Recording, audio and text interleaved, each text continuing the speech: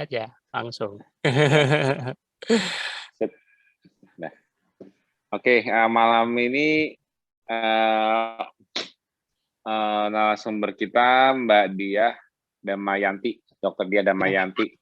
Ini kita malam ini mau kepoin Mbak Diah untuk cerita pengalaman, sharing pengalamannya. Itu seperti awalnya dari mana kenal KF, alasannya apa, terus ada kendala-kendalanya apa, misalnya ada perbaikan yang dialami, misalnya ada, terus respon lingkungan atau sejawat. Monggo Mbak. Mbak pakai slide nggak? Jadi pakai slide. Oh, ada Mas Budi sudah. Iya. Ada, siap. Oh ya, oke, nanti dibantu Mas Budi sharingnya. Ya. Assalamualaikum warahmatullahi wabarakatuh. Selamat malam semua. Perkenalkan nama saya Dr. Diah Damayanti. Waalaikumsalam warahmatullahi wabarakatuh. Saya alumnus UNER, angkatan tua 85, jadi sudah masuk usia pensiun. UNAIR ya? Universitas Airlangga? UNAIR, ya. Universitas Airlangga. Oh. Yang saya tahu, mungkin dokter siapa? Oh iya, yang Ada. Yang alumnus kedokteran FK UNER. Iya. Ya. Jadi ini judulnya Bismillah sehat. Jadi amin. Kedua Mas Bobi, ya. Jadi awal mulainya itu karena suami saya kebetulan menderita obesitas, jadi banyak keluhan dengan metabolic syndrome, hipertensi, minum obat teratur. Terus yang sering itu terasa sesak, ya ngos-ngosan, terasa sesak itu jadi keluhan utamanya. Nah, sudah saran saya pada suami saya, ya harus turunkan berat badan karena obesitas ya, berat badannya 137 kilo dengan tinggi 70, obesitas tingkat 2 ya, kelas kedua.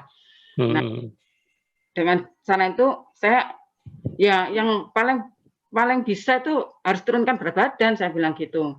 Apalagi kan lututnya juga sakit, jadi kalau sholat harus duduk, nggak bisa berdiri dengan seperti biasanya. Hanya ya intinya harus turun berat badannya kalau pengen sehat. Saya bilang gitu. Lah caranya gimana? Sudah banyak cara dicoba kan. Ternyata kan nuturnya itu paling cuma sedikit. Yang paling banyak tuh dulu pernah 5 kilo. Tapi akhirnya kembali lagi, enggak bisa. Ini saya jadi pusing. Aduh, diapakan ya gimana caranya? Saya itu kan untuk menghilangkan keluhannya kan itu gimana caranya ya? Cari yang paling enak, yang dia enggak tersiksa, yang mudah dilaksanakan, dan saya orangnya rasional ya. Jadi kalau nggak bisa dibuktikan dengan ilmiah, saya nggak cocok gitu loh. Jadi semua itu apa yang kayak gitu harus dibuktikan. Kalau dari medis, kedokteran atau keluhannya membaik ya. Mudah-mudahan kan belum tentu juga bagus, harus lihat juga hasil labnya gimana. Nah itu. Hanya kedua, akhirnya saya cari di medsos, baca-baca di buku, cari informasi. Nggak sengaja, kebetulan kan juga mau ngumpulin SKP ya, lihat ada misalnya itu webinar yang pencegahan obesitas yang oleh Dr. Piprim dan Dr. Asarul Yusri. Ya, itu akhirnya itu yang bulan apa tuh, Mbak? Masih belum begitu ngasih. Ada mungkin sampai kalau masih ya saya udah tanya, makan telur 3 butir nggak apa-apa sekali makan. Mungkin kalau ingat ada pertanyaan itu saya yang tanya itu. Belum ngerti ilmunya. Akhirnya kan setelah itu kan ada, kalau yang mau ikut ini, mau masuk grup ini, bisa masuk grup Mekon. Saya akhirnya daftar masuk grup Mekon itu. Terus dari grup Mekon itu masih akhirnya ngerti teorinya dikit-dikit ya. Oh ya, ini pelajaran fisiologi, pelajaran biokimia zaman dulu yang kita sudah dapat ilmunya, tapi nggak diamalkan ya istilahnya. Punya ilmunya tapi nggak diamalkan gitu. Kurang dihayati, kurang diamalkan. Akhirnya dari baca-baca itu sama benar EMC kuadrat itu ya, karena ilmu sudah lama sekali, walaupun Saya selama ini kan kita praktek kan berdasar ya hasil itu ada, cuma lebih praktisnya ya mengobati pasien itu dengan praktis, dengan pendekatan yang banyak sih, pendekatannya banyak sih kalau saya sih ya. Terus kemudian saya cari di Facebook, saya kan ada Facebook, ternyata loh kok saya itu sudah masuk grup ketofastosis ternyata. Tapi tidak tahu mulai kapan saya. Masih dengar ya Mas? Halo, ini kok koneksi saya ini. Masih.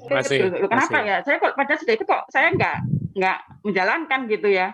Terus saya, oh ya karena penyebiomnya ternyata banyak yang apa komen-komennya itu yang bukan orang yang jawab bukan orang yang kompeten. Jadi saya nggak tertarik, jadinya kan ada yang komen-komen yang ngawur-ngawur gitu ya.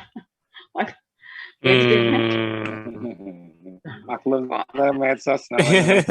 Ya betul, karena yang ikut kan nggak semua orang ikut ketofastosis di situ ya. Ada yang iseng, ada yang iseng, ada yang suka iseng suka ngaco, ada gitu kan. Ya mungkin itu yang membuat saya jadi nggak tertarik gitu. Selanjutnya. Nah, setelah tahu sedikit dasar-dasar ilmunya, saya mulai meraih suami saya agar ikut itu gitu loh. Walaupun masih apa ada hal-hal gelap yang saya nggak ngerti, masih ngerabut-ngerabut, tapi saya yakin gitu loh. Nggak tahu kenapa, karena semua itu ya saya kalau ada sesuatu masalah saya selalu berdoa gitu, supaya Allah tuh memberikan jalan yang tepat gitu ya. Nggak tahu karena ini kok dari webinar tadi tuh kok rasanya saya apa kayak terkait ya, karena apa itu ya? Karena hipnotis mungkin ya. Dia hipnotis sama Mas Fitri, Mama Saudara. Iya mungkin ya. Saya kok kayak hati saya terpaut gitu loh. Kayaknya saya rayu suami saya gitu. Suami saya kebetulan kok dia mau gitu ya. Mungkin karena sudah ngerasain sakitnya sudah mulai menumpuk ya. Jadi coba ini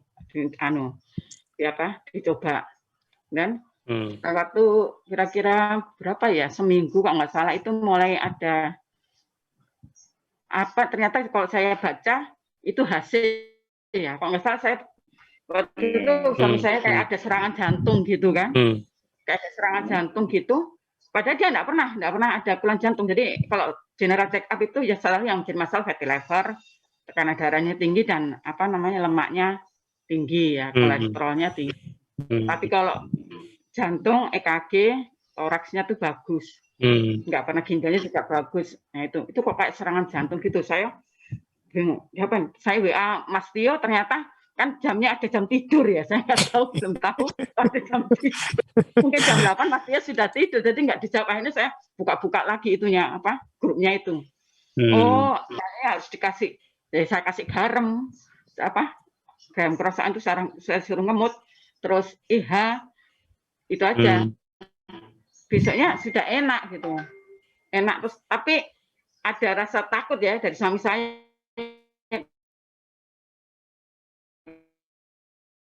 kan ketakutan gitu, mau putus itu waktu itu. Terus saya gitu. Kalau enggak sih, cuma waktu itu karena sudah ini jadi agak ini ya. Baik, Mas, suami saya waktu itu gimana kalau berhenti aja, gimana kalau saya cuma puasa aja, apa itu nggak doling kalau kayak gini tuh, apa nggak doling sama tubuh? Saya bilang lebih doling mana kalau tubuh kita rusak karena kesalahan kita cara makannya, gaya hidup kita rusak gitu.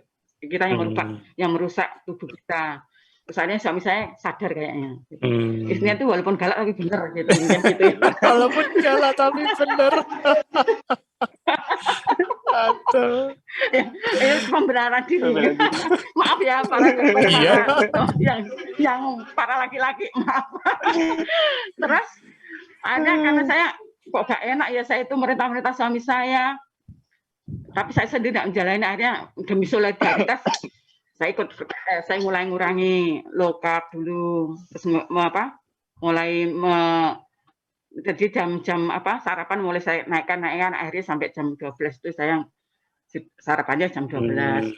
Nah Terus itu, terus saya juga akhirnya sebenarnya saya ini juga sakit, cuma saya ini kan orangnya bandel, deny ya, istilahnya nggak mengakui kalau saya ini sakit. Padahal saya itu bau saya itu keras, rasanya pengen dipijiti terus, tapi saya itu nggak suka pijet.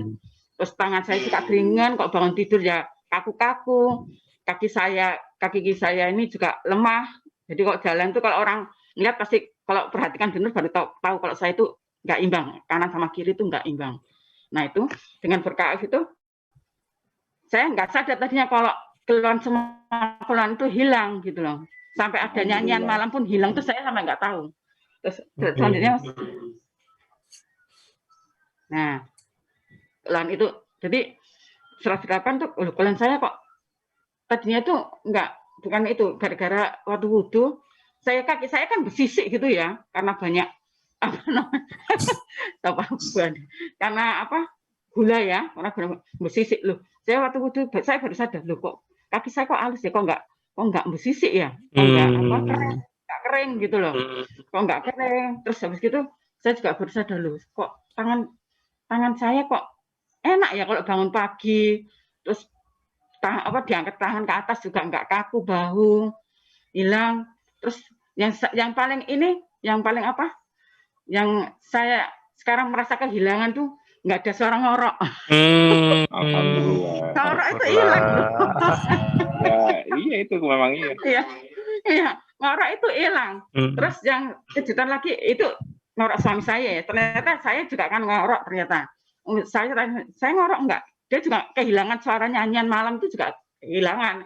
Enggak ada lagi suara ngorok itu enggak ada lagi.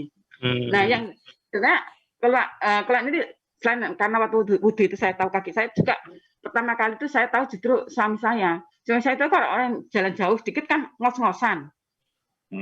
Jauh itu ngos-ngosan. Nah, waktu itu kita lagi pergi ke toko, naik ke barang yang kita beli itu ada di tangga lantai 3. Sama pelayannya tuh diajak naik tangga. Loh kok saya enak aja jalan tuk-tuk biasa ini saya yang duluan, dia pelan-pelan deglek saya tepat tuk-tuk. Terus waktu baliknya juga gitu. Saya perhatikan apa ya yang aneh sama saya tuh ya. Kok cepet ya jalannya. Loh, terus saya perhatikan wajahnya. Loh, kok enggak ngos-ngosan. Itu saya berpikir, apa ini karena itu ya. Nah, terus itu baru saya sadar itu. Loh, oh ya, aku juga keluhanku kok hilang semua. Loh, kok enak ya ikut KF itu ya. Nggak usah minum obat, nggak usah cuma ngilangi gula, cuma ngilangi karbo, kok hilang semua penyakitnya gampang sekali gitu loh. Dan tambah lagi bonusnya turun berat badan turun. Waduh, rasanya tuh dunia itu gimana gitu, sehat, senang, semua dapat hanya gara-gara gara-gara menahan untuk tidak makan gula sama karbo aja. Ya, alhamdulillah saya bersyukur sekali bisa dipertemukan dengan Mas Tio, dengan teman-teman semua, dengan grup webinarnya, dengan medconnya, dengan semua teman-teman yang di sini yang jadi support saya. Soalnya setiap baca ada keluhan suami saya baca dulu lagi siapa yang keluhannya. Apalagi dokter sering ini ya, dokter dari ada nggak ya? Itu jadi inspirasi juga. Tapi kalau suami saya, dokter itu nggak keluhannya kayak gitu kok, nggak apa-apa temannya. Jadi guru juga, jadi guru saya juga itu jadinya. Ya, gitu aja. Cuma sayangnya saya ini belum bisa ngajak teman-teman saya ya. Setiap kali saya bilang mau nggak sih sehat, nggak usah minum obat, kan banyak teman-teman saya yang sudah pasang ring 2, 3, saya ajak itu masih belum. Jadi kalau itu keto ya selalu gitu, jadi belum apa-apa, belum tahu ilmunya itu sudah menolak. Itu yang saya yang agak sedih itu di situ. Padahal saya tuh pengen sekali ikut ngajak banyak orang kayak Dokter Dayati gitu loh, bisa ngajak banyak orang gitu ya. Saya pengennya gitu. Tapi alhamdulillah saya sudah bisa narik keluarga dulu. Keluarga saya ajak. Saya kalau keluarga berhasil nanti kan bisa jadi contoh dilihat sama orang-orang.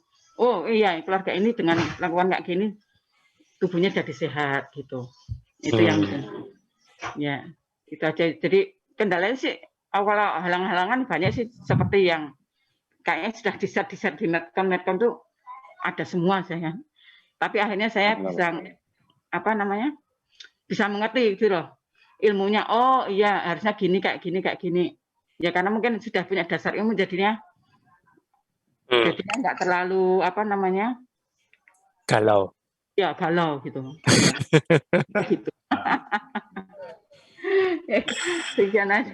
Itu aja presentasi saya. Matur nuwun sangat ya Mas Tio ya. Ilmunya, berbagai ilmunya Mas Bobi.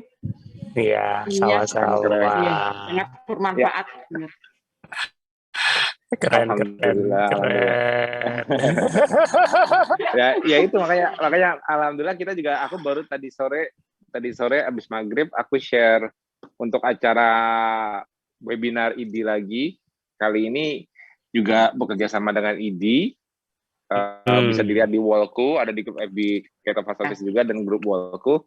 Aku baru ngumumin acara webinar ID lagi untuk minggu depan ya, hari Minggu. Tapi bedanya ini acaranya sekarang Minggu pagi dari jam 9 pagi sampai jam 12. Tapi ini nggak menggunakan Zoom meeting, tapi menggunakan aplikasi D2D, Doctor to Doctor. Jadi memang yang bisa ngikutin memang khusus dokter. Ya, khusus dokter yang bisa ngikutin khusus dokter gigi bisa.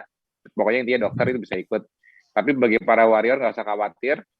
Nanti aku seperti biasa, aku bakal live FB untuk live acaranya, jadi bisa diikuti juga semua di wall FB-ku. Juga nanti aku share juga dari wall FB-ku juga aku share ke grup FB Keto Fastosis Indonesia dan yang nakes. Nah ini itunya. Nah mudah-mudahan dengan acara ini banyak para tenaga kesehatan seperti Mbak Diah yang ikut tercerahkan. Karena memang untuk para tenaga kesehatan memang mereka harus dibuat forum diskusinya khusus. Kayak Mbak Diah sendiri kan katanya udah pernah masuk grup Keto Fastosis. Ya. Tapi ternyata kurang ngerti, kurang maksudnya nggak tertarik karena kurang mungkin teknik. Ya kurang teknikalnya nggak dapat, mungkin ya tekniknya nggak dapat kan. Nah, jadi begitu Mbak masuk grup, habis dengerin acara ini, terus masuk ke grup metabolic conditioning, terus kita berdiskusi di sana, teknikalnya mengenai Keto Fastosis secara fisiologi, baru kan terbuka pikirannya kan, oh ternyata bukan sekedar keto. Nah sekarang yang Mbak sekarang berusaha ajak teman-temannya juga gitu, mereka baru dengar dari Mbak, dengar kata ketonya aja udah, loh, keto itu kan orang yang nggak ngerti kan, keto itu bukan bahaya ya, makan lemak itu ya, yang gini-gini itulah, itu makanya karena kan berita-berita yang nggak enak itu ya, apa bantahan yang ada dokter-dokter yang bantah kan, ahli gizi dokter yang bantah itu, jadinya mereka sudah tarik diri dulu sebelumnya, sudah antipati merasakan. Ya, makanya aku bilang harus untuk menjalani KF ini kita harus sambil learning by doing, belajar, paham betul. Apalagi mau semangat belajar, terutama makanya kenapa aku banyak investasi waktuku di grup-grup nakes. Kenapa? Karena ya nantinya kalau bahasa aku kan EMC kuadrat katanya. tapi insya Allah nantinya para nakes juga nantinya bantu aku untuk menyederhanakan kembali. Ya kayak Mas Budi gini, menyederhanakan kembali ke pasien-pasiennya. Kalau dokter itu kan lebih didengar oleh pasien. Maksudnya lebih gampang ngerti. Kalau pasien aku terangin, kalau misalnya kayak orang awam aku terangin, mungkin nggak mudah nangkepnya seperti yang nakes. Kalau nakes kan udah punya basic lah, ada walaupun EMC kuadrat, tapi kan ingat-ingat dong yang aku ajarin kayak gluconeogenesis apa, masuk dong pasti, oh iya betul gini-gini gitu kan. Jadi udah akhirnya ngerti, oh ternyata bener ya karbohidrat tidak esensial, oh ternyata bener ya bahwa otak manusia itu kalau cuman bergantung sama gula aja malah nggak bisa lihat tangki bensinnya sendiri, lemak di badan. Pantesan saya bolak-balik kok harus masuk karbohidrat terus, bolak-balik untuk menutupi gejala saya supaya stresnya nggak berlebihan, saya harus makan gula, harus makan karbo supaya kelihatan nyaman kembali. Maksudnya nggak ada gejala seperti keliangan, pusing, gemeter dan sebagainya. Ternyata saya harus bolak-balik masuk gula. Ternyata saya selama ini dibuat tidak bisa melihat tangki bensin. Otaknya nggak kenal. Nah, apa yang terjadi setelah otaknya mengenal tangki bensinnya? Yaitu relaksasinya meningkat lah, gampang gini kalau untuk orang awam, relaksasinya meningkat. Jadi kita jadi relax. Jadi kok puasa gampang ya? Kok jalan jarak jauh nggak susah ya? itu kan sebenarnya kan peningkatan dari relaksasi. Emang apa? Iya. Ya kalau sampai kita jalan sebentar aja udah ngos-ngosan, berdegup, udah gemeter, udah apa, itu kan stresnya meningkat, betul nggak, Mbak? Iya. Nah, buktinya suami dengan mengakses lemaknya di badan, dia sekarang lebih rileks dalam tidak perlu, wah, misalnya, aduh aku nggak kuat nih, aku harus makan dan minum sesuatu dulu, misalnya makan karbo lagi untuk tenaga lagi, kan nggak perlu gitu lagi kan? Iya. Nah, itu yang aku maksud. Jadi dari fisiologi kita bisa melihat sistem biologi manusia itu sebenarnya kayak gimana yang benar. Makanya kenapa aku intens diskusi di grup Medcon itu supaya apa? Supaya para nakes kembali melihat basic fisiologinya dan mengamalkannya. Sorry. Itu betul. Karena jadi ilmunya tadi itu. Iya, jadi ilmu fisiologi yang dipelajari di awal-awal kuliah kedokteran itu jangan di saat prakteknya kan nyari praktisnya. Ya kalau sampai hipertensi dikasih obat, ya kalau sampai diabetes ya dikasih obat, ya kalau sampai gemuk ya ya diturunin kalorinya. Kan gampangnya kan gitu kan, turuninnya kalorinya, nanti kan ngambil dari dalam, ternyata nurunin kalori tidak segampang itu ya. Iya kan, karena apa? Karena kalau secara fisiologi nurunin kalori itu kan berarti kan minta demand-nya dari dalam tubuh, Mbak. Oh, kalau aku makan kalorinya pas atau lebih, berarti tubuh nggak usah ngambil dari dalam. Tapi masalahnya tubuhnya itu kegemukan, ada masalah dan sebagainya. Berarti kan untuk menurunkan tangki bensinnya yang agar nggak keberlebihan itu kan berarti harus mengambil dari dalam. Logika dasarnya ialah mengurangi kalori. Ya jangan makan sebanyak itu, kurangin aja makanannya sehingga kalorinya bisa diambil dari dalam. Kan mudahnya berpikir seperti itu kan, Mbak? Iya. Ya, tapi secara fisiologinya kan substrat yang digunakan dari dalam itu apa? Itu kan pertanyaannya kan. Oke, kamu makannya kamu ada defisit 500 kalori. Harapannya yang di dalam diambil. Tapi apa yang diambil? Itu kan pertanyaan terbesarnya kan. Yang itu makanya di grup Medcon aku bikin jelas bahwa kalau tidak ketosis, defisit kalori selalu menyertakan defisit gula. Dari 500 kalori yang tidak dimasukkan, itu kebanyakan defisit gula. Bukan defisit lemak. Jadi jangan harap 500 kalori itu akan ngambil semua dari lemak, dari defisitnya. Beda fisiologinya. Jadi hanya mengurangi 500 kalori itu tidak semudah yang dibayangkan. Kenapa? Malah kalau dalam jangka panjang atau terlalu berlebihan defisitnya akhirnya malah bergejala. Kenapa? Karena teriak gulanya tinggi. Ya kalau gulanya teriak tinggi, apa nggak stresnya meningkat? Ya makanya kalau mengurangi makan kan mudahnya kan pasti kan sebelum ketemu KF kan pernah nyobain apa ngurangin makan, pasti pernah dong. Iya. Diet ya, coba Kasih gimana? Enggak, kalau saya sih memang dasarnya nasi cuma sedikit. Tapi minum gula, jadi minum tuh harus selalu manis. Sekarang enggak manis bisa ternyata. Iya. Jadi justru itu jadi apa namanya, kalau dirasakan di ujung lidah itu kan selama ini jadi apa ya, gurih ya. Jadi saya sekarang tanpa meriksa gula darah saya bisa tahu kalau gula darah saya naik. Kok terasa manis, itu pasti di atas 80. Kalau terasa di bawah 80. Bisa dibuktikan, ternyata bisa dibuktikan seperti itu. Itu dia, makanya kalau Mbak pernah nggak ngurangin suami makanannya, dikurangin reaksinya dia bisa bertahan lama nggak dengan cara mengurangi makan? Iya, cuma 1 bulan pernah. Kenapa? Jadi saya kasih jagung, saya kasih nasi jagung berapa bulan kalau nggak salah, itu turun 5 kilo, habis gitu sudah nggak kuat lagi, akhirnya balik lagi. Ya mungkin nggak kuat, naik lagi. Ya, akhirnya naiknya tambah. akhirnya disebut namanya yo-yo karena craving-nya tinggi. Ya, 137 terakhir nih kemarin yang sampai keluarnya betul-betul sudah maksimal ya. Sekarang sudah 4 bulan dia ikut itu, 5 bulan ya, 5 bulan nggak salah itu jadi 110. Wow. 9. Jadi semua baju kompor semua, celana semua. Bingung nyari celana. Dulu susah nyari karena ukurannya nggak ada. Sekarang susah nyari karena kecilan semua. apa Susah mermak. jadi ya nggak bisa dipermak lagi. Iya, memang fisiologi. Kalau kita udah ngerti fisiologinya, jadi kita gampang. Kalau sekarang aku justru maunya KF itu tidak makannya berkurangnya itu karena memang fisiologinya mengizinkan, bukan tidak mengizinkan. Jadi bedanya gini, kalau kita secara fisiologi dibuat kita bisa mengakses tangki bensin kita sendiri, otak kita dibuat bisa kenal dengan lemak kita di badan sendiri. Untuk mengambil lemak dari setiap defisit, jadi itu mudah.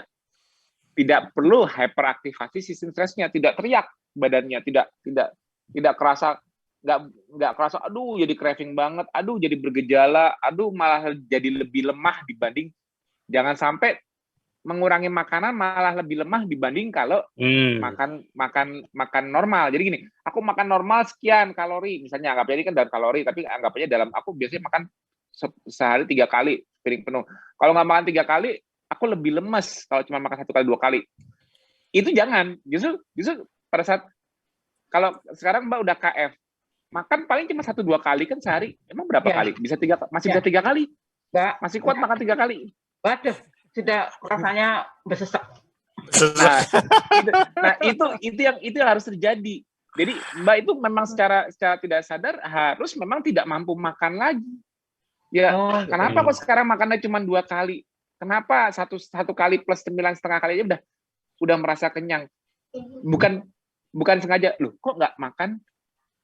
Bukan karena ya saya diet, saya lagi ngurangin. Nggak boleh. Itu kalau Mbak kan sekarang kan terjadi itu kan karena secara fisiologinya satiety itu rasa kenyangnya lebih lama dan tenaganya nggak hilang.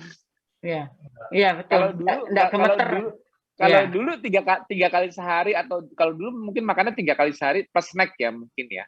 Iya. Nah, itu kalau buah lagi. Ya, kalau itu semua dikurangin yang kayak waktu sebulan itu rasanya lebih, walaupun itu lagi defisit kalori, rasanya lebih seger apa malah lebih lemes? Lebih lemes. Ya, itu malah nggak boleh.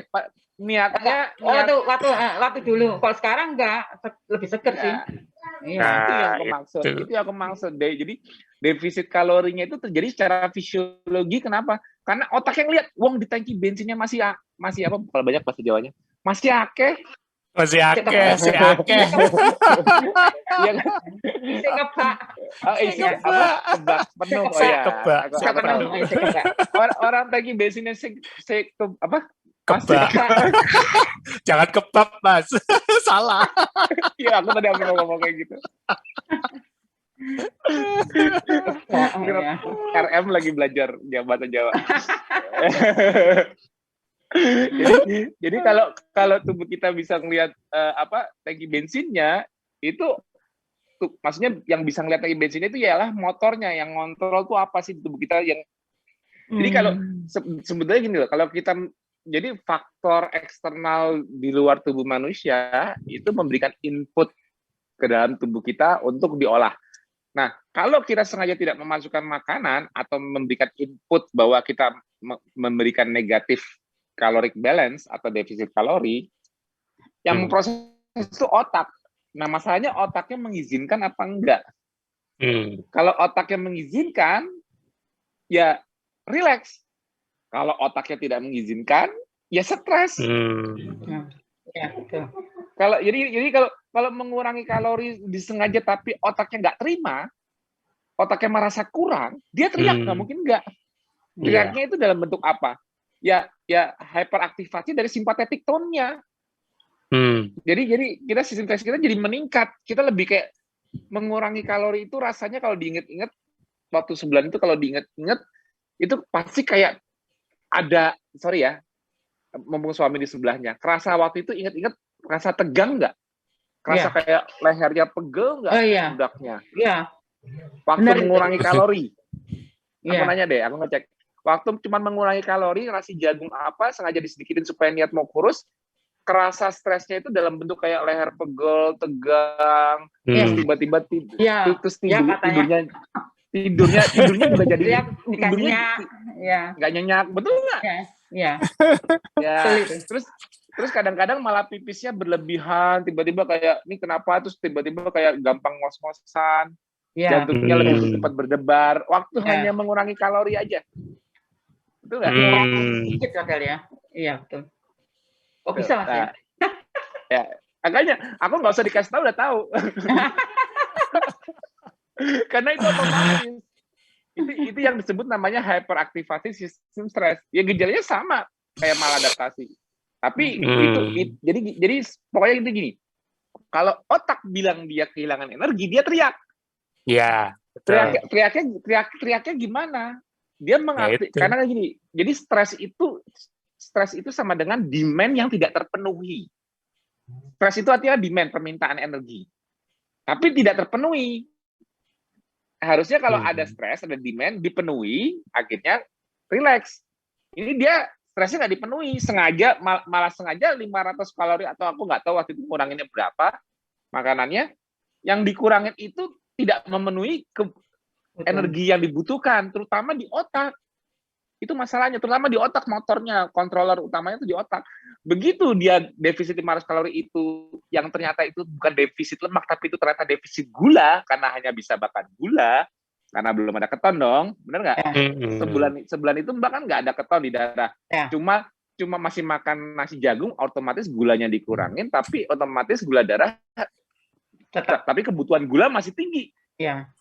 Nah, jadi harapannya saya turun 5 kilo itu turunnya lemak, ya ternyata ototnya bisa juga rontok. Taunya gimana? Taunya ya saya tambah lemes.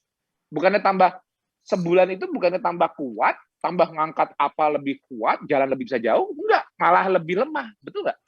Iya. Nah, kalau betul lemah berarti yang 5 kilo itu yang hilang yakin lemak apa otot ikut hilang? Ototnya ikut hilang. Nah kan kebutuhan gulanya kan jadi tinggi. Kalau kebutuhan gulanya terlalu tinggi, akhirnya untuk bikin gula kan liver malah akhirnya mecah protein, betul nggak? Yes. Makanya kalau gulanya begitu habis sebulan itu gulanya dibalikin lagi, makannya normal lagi, kayak balas dendam.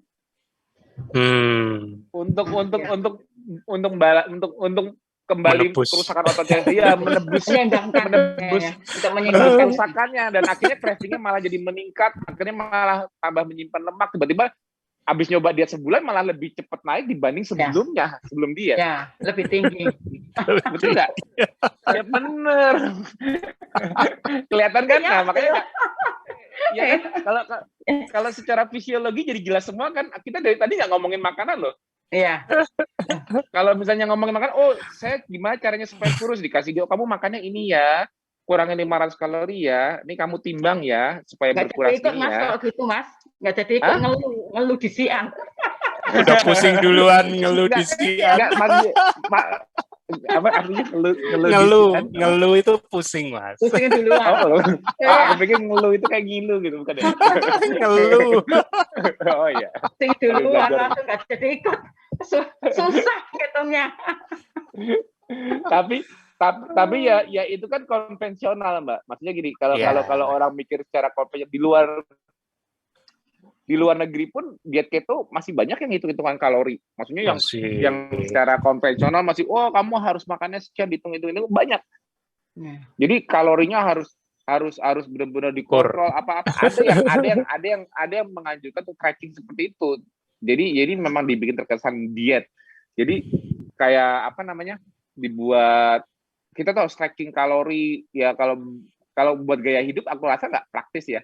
Jadi harus membatasi, gini itu diukur gram-gramnya apa. Jadi kalau kita berputar di kalau dalam basicnya diet itu kan berputar di kalori. Jadi kalau kita mentok di fokus di ngurangin kalorinya aja, tapi kita nggak lihat secara fisiologinya apakah otak mengizinkan untuk mengakses lemak pada saat mengambil sisa kalori. Kan gini, setiap kekurangan kalori dari makanan itu kan harapannya logiknya kan selalu diambil dari dalam. Tapi pertanyaan fisiologi terbesarnya ialah apa yang diambil, substrat utilisasinya apa nanti, itu yang makanya aku justru malah jelaskan di Medcon itu yang aku jelaskan di KF, supaya orang ngerti fisiologinya, jadi nggak sekedar taunya dietnya, tapi gimana supaya tubuh kita mengizinkan kita untuk terjadi kalori restriction unconsciously, secara alami. Jadi sekarang gini, kalau aku bilang, Mbak makannya 1-2 kali sehari aja ya, jangan banyak-banyak. Kalau sekarang jawabnya mudah, ya nggak apa-apa. Seumur hidup bisa nggak makan seperti ini? Ya bisa kan? Kalau sekarang makan segitu merasa sulit nggak? Wah, aku nggak mampu kalau suruh nahan kayak gini. Kalau yang kemarin kan makan sebulan aja udah nggak kuat kan? Iya. Nah, kalau sekarang kalau suruh udah 3 bulan sudah nggak apa-apa. Sekarang masih ngerasa kayak diet nggak? Enggak Mas ya? Enggak ya. Enggak ya. Bener nggak? Karena kalau diet itu kan mikirnya, aduh, ini aku jadi lebih lemes nih, aduh makanan ditahan-tahan, kan enggak kan? Iya. Ternyata nggak menyiksa kan dietnya? Iya. Makanya nggak makan karbo itu. Iya, makanya nggak makan karbo itu. Nah, sekarang aku tanya lagi nih, kalau waktu ini kan aku tunjukkan bahwa kalau mengurangi kalori tapi otaknya tidak mengizinkan alias tidak ketosis, artinya kebutuhan gula masih tinggi, itu meningkatkan stres. Ya, meningkatkan stres itu artinya meningkatkan hyperaktivasi sistem stres. Sudah terbukti tidurnya malah jadi nggak nyenyak, udah terbukti malah performanya turun, lebih ngos-ngosan, gampang gemeter, pipisnya jadi malah sering berat, pegel-pegel, jantung berdebar. Itu kan waktu itu terjadinya seperti itu. Itu kan mengurangi kalori ya, tapi otaknya tidak mengizinkan. Nah, setelah sekarang otaknya mengizinkan, dan udah pasti kalau dihitung kalorinya pasti lebih rendah dibanding sebelumnya, walaupun yang dimakan hewan. Karena makannya cuma mentok di 2 kali atau 1 kali 2 kali, benar kan? Nah, tapi yang terjadi apa? Yang terjadi saat otak mengizinkan, kebalikannya enggak? Aku tanya sekarang, Mbak tanya ke sebelahnya. Tidurnya makin enak nggak? Tidurnya, oh iya. udah bawa ke kamar. Ya kan? Akan enak, nggak minta pijet lagi. Dadaknya hilang nyanyi. Udah pernah ngecek tensinya nggak setelah KF, tensi dan heart rate-nya lebih bagus nggak? Kalau tensinya tuh naik turun ya, masih enggak banyak normal, cuma mungkin karena stres pekerjaan ya. Nah itu jadi dari 5 pilar tinggal tambahin relaksasi kan? Iya. Jangan lupa, makanya kalau di KF kan diajarinnya 5 pilar, jadi semuanya. Jadi nggak makan karbonya udah kasih modal loh, udah kasih modal tidur lebih enak. Lifestyle ya 5 pilarnya yang itu jomplang kayaknya ya, masih kadang-kadang jamnya kurang ya Mas ya. Jadi tinggal nambahin jamnya. Jadi tidurnya tuh dibikin minimal tuh 6-8 jam. Kalau ada gejala lagi gak enak, kok tiba-tiba ada yang enak, langsung 10-12 jam. Kalahin dulu duniawi, recovery dulu, baru nanti udah fit, mulai lagi. Itu kuncinya. Nah, jadi kayak menunda makan udah nggak usah ditanya. Jadi menunda makan atau puasa itu udah nggak usah ditanya. Otomatis terjadi kalori restriction. Makin mudah nggak membatasi kalori? Ya, nggak usah ditanya, itu udah pasti makin mudah. Untuk aktif bergerak tanpa makanan gimana? Nggak masalah. Nggak masalah kan? Nah, jadi sama yang dulu ya. Dulu langsung beda banget. Beda banget bener. Ya kan, jadi kayak kemampuan, walaupun sebelumnya belum pernah latihan lari atau jalan, tapi tiba-tiba kayak dikasih kemampuan endurance yang meningkat nggak? Jalan bisa jauh, atau jogging, atau naik sepeda bisa lebih lama, atau naik tangga jadi enteng, kelihatan semua nggak? Lebih. Ya, kelihatan semua. Lebih apa? Lebih enak ya. Nah, kalau capek, nggak gampang capek. Nah, itu kan artinya kardio kan? Ya. Kardio kan. Nah, kalau kardionya jadi lebih enteng, artinya kerja jantung lebih berat apa lebih enteng? Lebih enteng. Ya kan, betul dong. Ya. Kan kita ngomongin endurance itu kan kardio. Ya. Nah, artinya kan kontrol. Jadi kalau kardio itu atau jantung kita kan kontrol sarafnya kan simpatetik dan parasimpatetik, stres dan rileks. Kalau berdebarnya cepat, BPM-nya gampang naik cepat, berarti kan simpatetiknya atau sistem stresnya kan dominan. Gampang stres lagi nih. Kalau aku kemarin kalau jalan berapa meter sebelum KF gampang ngos-ngosan. Ya. Artinya kan gampang cepet naik heart rate-nya, BPM-nya, betul nggak? Ya, betul. Artinya secara fisiologi ya, apa yang mendominasi sistem sarafnya yang nembak? Saraf stres, simpatetik ya kan? Nah, berarti sebelumnya itu sudah ada hyperaktivasi sistem stres. Sebelumnya itu sistem stresnya itu sudah dominan. Jadi tinggi. begitu diajak jalan alias diajak stres dikit aja, Langsung over. langsung nambah. Nah, kalau sekarang begitu ketosis, endurance-nya jadi bagus, kardionya jadi enteng, alias kerja jantung jadi enteng. Artinya yang dominan yang mana nih? Yang simpatetik apa yang parasimpatetik? Parasimpatetiknya. Kalau dari fisiologi jadi jelas kan? Ya. Bukan dari makanan loh. Apa dari fisiologi jadi jelas kan? Nah, terus untuk membuktikan bahwa ini juga aku mau sekarang mumpung ada narasumber, aku mau ngajar fisiologi juga. Itu kan dari sistem simpatetiknya. Sekarang yang tadi siang aku jelasin mengenai renin, angiotensin, aldosteron system yang kontrol ginjal ya. Aku mau membuktikan. Itu kan mengontrol, jadi RAS sistem itu kan juga mengontrol di pembuluh darah untuk konstriksi, vasokonstriksi atau dilatasi, vasodilatation. Artinya membuat aku menunjukkan bahwa kalau kita dengan ketosis lebih rileks, pembuluh darah kita mudah berdilatasi. Pembuluh darah kita mudah melebar. Aliran darah mudah lancar. Artinya rileks kan? Ya. Nah, sekarang aku tanya, masih pegel-pegel nggak? Masih gampang tegang nggak? Masih gampang kayak apa? Dikit-dikit tegang, dikit-dikit apa namanya? Kan mungkin dulunya sering lihat ya, kadang-kadang gampang tegang gitu loh, gampang mencapai peak stresnya atau gimana sih ciri-ciri kalau tegang gitu? Gimana sih kayak rasanya leher pegel, ya, pegel, kaku-kaku gitu loh. Ya.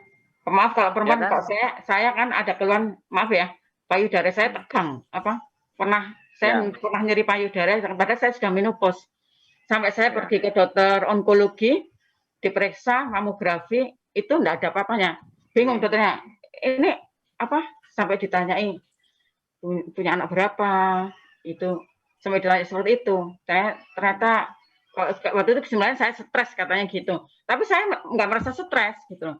Enggak, bukan karena Mbak pikir stres itu kepala, bukan. Oh ya. Makanya saya nggak stres, tapi itu namanya stres secara fisiologi, sisi stresnya nggak harus dari kepalanya. Ya, ternyata setelah ikut ini hilang sendiri. Kalau hanya saya nggak merasa 3 bulan 4 bulan ini saya nggak pernah merasa sakit, nggak pernah merasa nyeri lebih enak, hilang semua. Iya, ya alhamdulillah. Itu aku maksud. Jadi kerja sistem rasnya juga lebih enteng. Jadi itu satu modal, cuman dengan membuat otak lihat tangki bensin, selesai. Dikasih modal loh Mbak. Jadi sekarang kalau secara fisiologi penting nggak? Kalau orangnya gini, penting nggak otak kita untuk kenal di mana letak bensin sebenarnya? Jadi penting nggak sekarang? Penting ya kan? Iya. Kalau nggak kenal bensinnya gimana? Kalau nggak bolak-balik harus ngisi gula terus? Wong lemaknya nggak kelihatan gimana ya? Ngisi gula terus ya jadi kayak budaknya makanan ya, bolak-balik. Kalau mau kerja makan dulu, kalau mau ini makan dulu. Jadi nggak selesai. Sekarang makan tuh hidup sekarang. Kok dulu hidup betul kan? Kalau dulu hidup untuk makan kan? Kalau sekarang makan untuk hidup. Terbukti nggak? Iya, terbukti. Itu yang aku maksud Mbak. Itu yang aku maksud. Jadi kalau kita ngomongin keto itu ketosis alias fisiologi, beda yang kita dapatkan. Tapi kalau kita bilang itu keto ya, beda juga tanggapannya. Betul nggak? Betul. Nah makanya mungkin cara Mbak menyampaikan ke teman-teman Mbak itu masih terlihat mereka menganggapnya dari sisi makanan. Jadi mereka ngeliatnya, itu keto ya, makanya mundur duluan teman-teman nakesnya. Jadi enggak, jadi kalau saya kan tanya, loh, tadinya saya gini, share ini loh, bikin status gula darah. Bikin status. Ya, gula darah 64 saya share gitu. Saya memang pengen ada komentar nggak ya? Gitu loh, ada komentar nggak? Komentar. Ya pastilah. Iya kan? Loh, kamu sakit gitu. Kamu enggak apa-apa sakit, terus saya bawah tinggal naikkan lemaknya aja. Lemaknya kurang banyak saya. Medeni arek iki. Kok Medeni. Ya iyalah orang lain ngomongin pengen lemak. turunkan lemak, saya kok malah pengen naikkan lemak gitu. Medeni. Terus akhirnya kan wapri kan, baru ngomong iya saya nggak makan, langsung keto ya, wes nggak usah. Loh, ya apa segoro ngomong terdowo. Guru belum ngomong. Yang Baru ngomongin iya. makanan udah iya, saya belum ngomong panjang padahal. Terus akhirnya saya kan gimana ya, mungkin saya nggak pintar ngomong, mungkin itu ya, mungkin saya orang yang nggak pintar ngomong. Akhirnya saya dia pada TFH saya share. Terus saya lihat sih kalau saya pas ikut gitu, saya kok gak ada teman saya ya di situ ya. Itu pengen tahu gitu loh. Itu yang saya benar sedih. Makanya saya suka kadang-kadang kalau baca di grup mereka tuh, saya lihat Dokter Dalia itu iri. Dokter Dalia itu kok bisa ya ngandung banyak orang gitu loh. Dokter Dalia gantiin jempol ya. Bentar lagi dapat kabar pesiar tuh Dokter Dalia.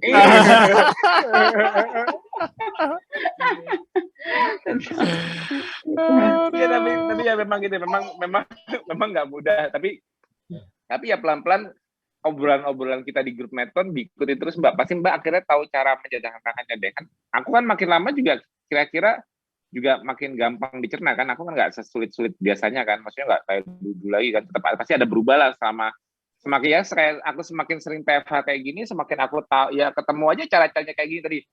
Aku mau nunjukin hyperaktivasi sintes di mana ya. Wah, ini kebutuhan nih, ada pengalaman cerita tadi defisit kalori dengan cara sebulan ganti karbonya yang lebih low glycemic gitu. Jadi nasi jagung apa tadi diganti nasi jagung itu kan maksudnya kan harapannya supaya gulanya lebih rendah, terus jumlahnya disedikitin. Nah, karena ada TFH seperti ini aku jadi nih, untuk menyederhanakan lagi apa itu sistem stres yang hyperaktivasi, aku tunjukin. Nggak bisa terjadi pada saat seseorang berusaha defisit kalori. Gejalanya aku tunjukin. Bener kan? Iya, betul. Itu yang aku maksud. Karena kalau kita udah bisa ngeliat secara sistem biologinya, udah itu bisa terjadi kapan saja. Dan kepada siapa aja, dan kondisi yang menyebabkan terjadi itu terjadinya secara patofisiologinya udah jelas. Makanya cobain aja, mau ngerasain rasanya hyperaktivasi simpatetik itu kayak apa, ya orang yang makan karbo coba aja defisit kalori besar, kita ngerasain rasanya aktivasi itu kayak gimana, kita ngerasain pegel-pegel, berat-berat, jantung berdebar, ngos-ngosan, napasnya ngap, cobain aja. Ya, masuk gitu. ICU, masuk UGD, masuk SGD langsung. Iya, makanya akhirnya kan ujungnya nggak kuat, kalau akhirnya kan nggak kuat sebulan itu kan akhirnya udah karena cravingnya itu malah lebih lemah pada saat mengurangi, karena otaknya nggak mengizinkan. Otaknya mengizinkan kembali kalau kalorinya lebih. Ya jangan dikurangi karbonya. Ya kan benar sebenarnya. Ya. Jadi kalau tubuh masih pakai karbo, tubuh masih pakai gula, tubuh itu nggak suka kehilangan gulanya. Jangan dikurangi gulanya. Walaupun kita pengennya supaya lemaknya dikurangi, tapi kita begitu ngurangin gula hanya sekedar ngurangi, nggak benar-benar lepas. Alias karena tidak mengizinkan keton muncul, artinya otak nggak pernah kenal lama tangki bensin. Ya kalau masih ngurang itu tanggung-tanggung ya kerasa banget kan. Ya. Benar nggak, Pak? Betul. Karena tubuh itu nggak suka kehilangan energi. Yaitu apa? Otak itu ialah organ yang energinya maunya selalu konstan. Itu otak. Iya. Jadi otak kita itu bahasa metabolic rate-nya waktu kita masih bayi, anak-anak itu kita bisa sampai 60% tuh BMR kita cuma untuk otak doang. Makin kita dewasa, rasio BMR kita otak 20%. Itu pun besar loh. 20% dari total BMR kita sehari. 20% kebutuhan energi di otak ini by weight ratio dibanding massa otot, itu berarti dia organ yang paling konsumtif sama energi, dan nggak boleh stop dulu, nggak boleh kurangin dulu, nggak ada itu istilahnya. Wong otak ini yang ngatur segala kontrol, otak yang ngatur detak jantung, otak yang ngatur kerja berbagai organ gland lain, endokrin lain juga dikontrolnya oleh otak, komunikasi dengan otak yang mengatur segala sistem saraf yang terkoneksi ke pencernaan sekalipun, sampai ke somatik, sampai kemanapun juga otak yang itu. Dengan tugas otak yang begitu banyak itu, dia disuruh kurang energi. Yakin. Nggak bisa. Otak, kalau kita mau sehat, otak kita jangan pernah ada tekor energi. Itu doang. Mau kita makan, nggak makan, sehat itu artinya otak nggak pernah kehilangan energi. Jadi kalau kita bilang, oh puasa itu bagus, tapi puasa itu jadi jelek kalau otak kehilangan energi. Puasa itu kan defisit kalori. Puasa itu kan tidak makan. Dengan ada efeknya kita jadi self maintenance, artinya kita melakukan autofagi, bersih-bersih, cleansing.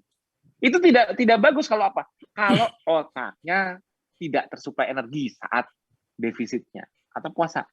Jadi kenapa kita berpuasanya itu sehat? Apa? Otaknya nggak kehilangan energi. Kalau dulu berpuasa dan mengurangi kalori tapi menyiksa otak, itu malah jadi nggak sehat. Kenapa? Taunya menyiksa otak gimana? Ya lihat aja gejalanya. Emang otak saya nggak teriak-teriak, Mas. Ini saya yang teriak. Saya teriak, aduh lapar. Saya teriak, aduh gemeter. Ya itu sebenarnya otak yang teriak. Jadi otak itu teriaknya dia kekurangan energi itu salah satunya dengan cara hyperaktivasi sistem stres. Itu sebenarnya cerminannya otak. Jadi kalau kita kayak sistem stres hyperaktivasi gitu, itu bukan berarti, oh itu otot yang teriak, oh itu lambung yang teriak. Bahkan kayak kerucuk-kerucuk, asam lambung, inflamasi meningkat itu juga karena otak yang teriak. Makanya kan kayak kita jadi badannya nyeri-nyeri, pegel-pegel, itu juga otak yang teriak. Jadi kuncinya si controller utama manusia ini jangan pernah lost energi, itu doang. Mau apapun gaya hidupmu, jangan sampai otak lost energi. Makanya sebetulnya kita makan karbo itu, waktu masih makan karbo itu sebetulnya kita memenuhi kebutuhan otak lebih dulu. Makanya kita harus hidup untuk makan, bolak-balik harus ngisi tenaga dulu. Sebenarnya kenapa? Karena otaknya merasa dia, kalau ini gulanya kurang, aku nggak dapat energi, kemudian aku teriak duluan. Berasa gejalanya, dibikin gejala supaya hostnya makan lagi. Supaya gulanya dapat lagi. Walaupun tangki bensinnya masih banyak, walaupun makan yang sebelumnya aja udah disimpan jadi lemak karena kelebihan. Tapi begitu dia mengurangi makan di hari berikutnya, kan kemarin saya udah makan udah kebanyakan tuh. Ini saya berat nambah. Tapi kok pagi ini udah lapar lagi. Baru jam 10 telat makan sampai jam 10-11 udah lapar lagi. Berarti kan ada yang something wrong. Berarti itu ya. Kalau secara sistem, yang makan semalam aja kalori yang masuk masih cukup dipakai, anggapnya sampai jam 1 siang, 2 siang deh. Ini pagi-pagi udah teriak. Berarti yang teriak itu siapa? Ini kan. Itulah kendalanya kalau otak hanya kenal gula. Kalau otak nggak dikasih akses ke tangki bensin, ya akhirnya apa? Jadi slave of carb. Jadi sugar craving, jadi budak gula. Siapa yang jadi budak gula? Otak. Otak manusia. Betul, aku nggak bohong. Itu otaknya. Karena dia langsung hyperaktivasi sistem stres kalau dia nggak dikasih. Dia nggak mau. Kan aku udah bilang, otak itu selalu konstan energinya. Defisit yang lainnya, kita autofagi, otak gimana? Nggak boleh. Otak yang ngontrol kok. Nggak boleh ada loss energi sedikit pun di otak. Harus konstan, nggak boleh fluktuatif. Kalau fluktuatif ya kitanya juga, behavior kita juga fluktuatif. Kadang baperan, kadang colek bacok, kadang udah makan gula langsung senyum lagi, tawa lagi. Betul nggak? Kayak iklan sneaker. Apa yang coklat Snickers itu. Betul nggak? Begitu dikasih coklat langsung senyum lagi. Begitu dikasih gula langsung.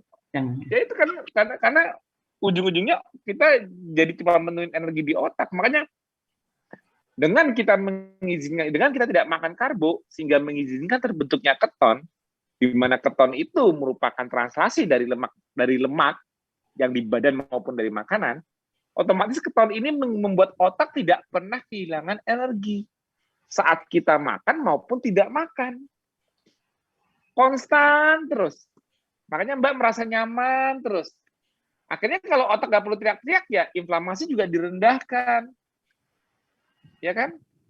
Untuk dipakai untuk endurance, dipakai untuk tenaga, untuk otot jantung, liver ikut mengakses lemak juga diizinkan. Karena si bos juga udah kenal. Bosnya kan di sini. Ya kan? Awamnya gitu. Jadi kalau bosnya udah kenal, ya lainnya boleh akses. Makanya sekarang mengakses lemak di badan itu mudah banget ya. Ya karena tangki bensinnya sekarang mudah diakses alias mudah diambil, mudah nggak kehilangan lemak sekarang dari badan? Mudah, lebih mudah. Udah kan? Ya. Itu rahasia. Kalau waktu itu 5 kilo aja susah payah, teriak 5 kilo aja susah payah, sampai udah nggak enak apa gimana. Kalau sekarang berapa kilo itu? Udah 25 kilo. Nggak apa-apa. Aduh. Jadi kalau Mbak bilang hilang 25 kilo, terus Mbak ngasih tahu ke orang yang masih berpikir secara konvensional, dan dia misalnya dia dietitian atau apa yang dia masih berpikir konvensional, dia malah ngeri. Wih, 25 kilo dalam 3 bulan, hati-hati loh. Itu nggak bagus tuh, kayak orang sakit. Nanti karena nanti dipikirnya apa? Karena dipikirnya itu memang benar. Karena gini Mbak juga harus naruh posisi di orang konvensional tersebut, siapapun teman Mbak yang masih konvensional thinking, yang melihat dari sisi, karena dia pasti pernah melihat pasien yang kehilangan berat badan cepat, itu kebanyakan pasien yang sakit berat. Jadi dia mengalami sarkopenia berat, misalnya contohnya kayak kanker kachexia, yang ototnya habis, diabetes yang udah parah, ototnya ikut tergerus habis, berat badannya anjloknya cepat, terus terjadi penurunan fungsi-fungsi di tubuh. Mbak pasti pernah dapat kasus-kasus seperti itu. Ya. Karena penurunan yang terlalu cepat itu dianggapnya sama seperti patofisiologi dari yang inflamasinya tinggi. Jadi seakan-akan gini loh. Jadi cara melihatnya, kalau konvensional melihatnya itu kayak orang sakit, karena dipikirnya inflamasinya meningkat. Jadi yang membuat orang berat badan bisa drop habis itu, dalam tanda kutip, bukan dalam kondisi sehat tapi kondisi sakit, itu peningkatan inflamasi, Mbak. Tubuhnya itu meradang. Tubuhnya itu stresnya besar banget. Saking besar stresnya, bukan lemak aja yang rontok, otot pun rontok. Performanya turun. Dia sakit. Makanya kalau turun dalam jumlah besar dalam waktu kira-kira 3 bulan 25 kilo, udah pikir, wah itu ototnya apa nggak habis itu. Nah makanya kalau Mbak ragu, coba kalau kamu ototnya habis, coba suami suruh tes. Ngangkat sesuatu lebih lemah dari sebelum KF apa enggak? Untuk jalan, untuk pakai otot kaki, masa lebih lemah apa lebih apa? Kalau lebih lemah, ya betul mungkin ada otot yang hilang. Nah, sekarang apa? Lebih lemah apa lebih kuat? Gitu aja. Nah, justru gini loh. Justru kalau otak dikasih izin untuk boleh melihat tangki bensin, otak dikasih izin untuk boleh melihat tangki bensin, apa yang terjadi? Otot pun diizinin full akses. Kalau otak sudah kena lemak dalam bentuk keton, kebutuhan gula di badan turun nggak? Turun. Kenapa harus butuh gula? Nggak ada gula pun nggak ada masalah. Gula pakai aja buat yang penting. Sel darah merah yang nggak bisa pakai lemak, yang nggak bisa pakai keton pula, karena nggak ada mitokondria, ya pakai aja. Tapi kan nggak perlu banyak-banyak lagi seperti dulu gulanya. Kalau kebutuhan gula turun, kemampuan tubuh dalam menjaga massa otot agar tidak dihancurkan meningkat nggak? Kemampuan muscle sparing meningkat nggak? Meningkat. Itu rahasianya. Jadi justru dengan ketosis itu, kita malah lebih bisa melindungi otot dibanding kita yang tidak ketosis. Itu kuncinya. Ya. Kuncinya ketosis membuat defisit kalori.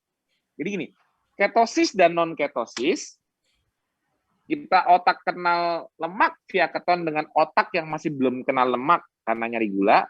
Kalau sama-sama dibikin defisit kalori yang sama, kemampuan sparing muscle-nya tinggian yang udah kena lemak dong.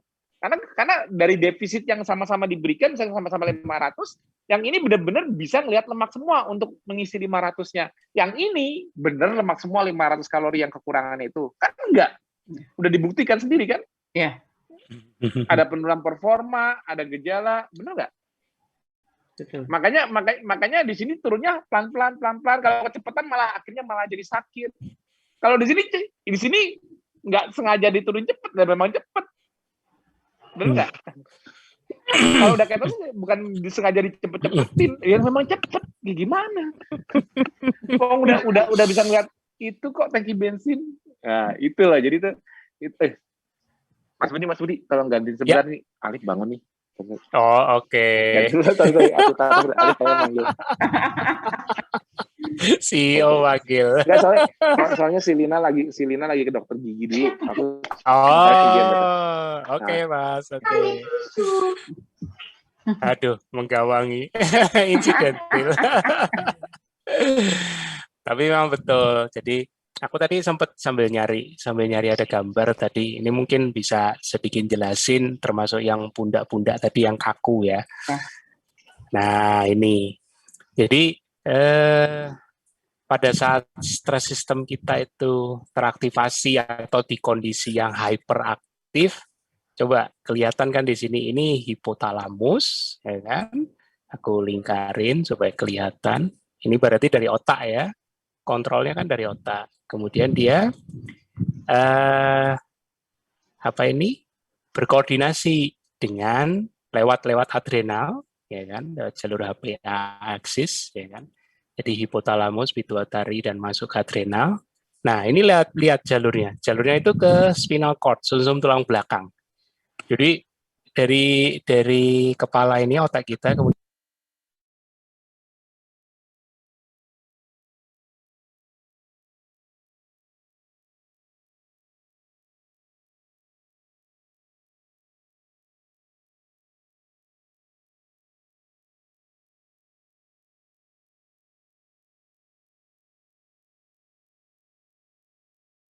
dari hasil perintah yang diberikan hipotalamus ini, HPA ini, sampai ke adrenal, dari adrenal yang ngeluarin katekolamin.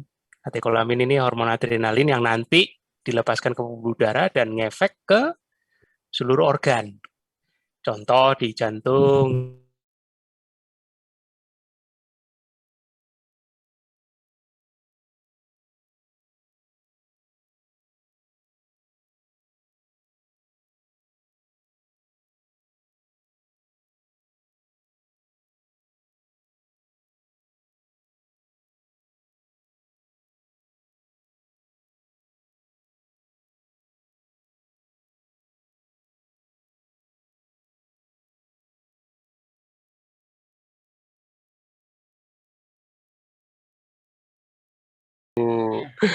itu kadang-kadang ya, terus nanti biasanya muncul yang paling gampang heart rate-nya mulai ada naik kalau ini dibiarkan, ya kan?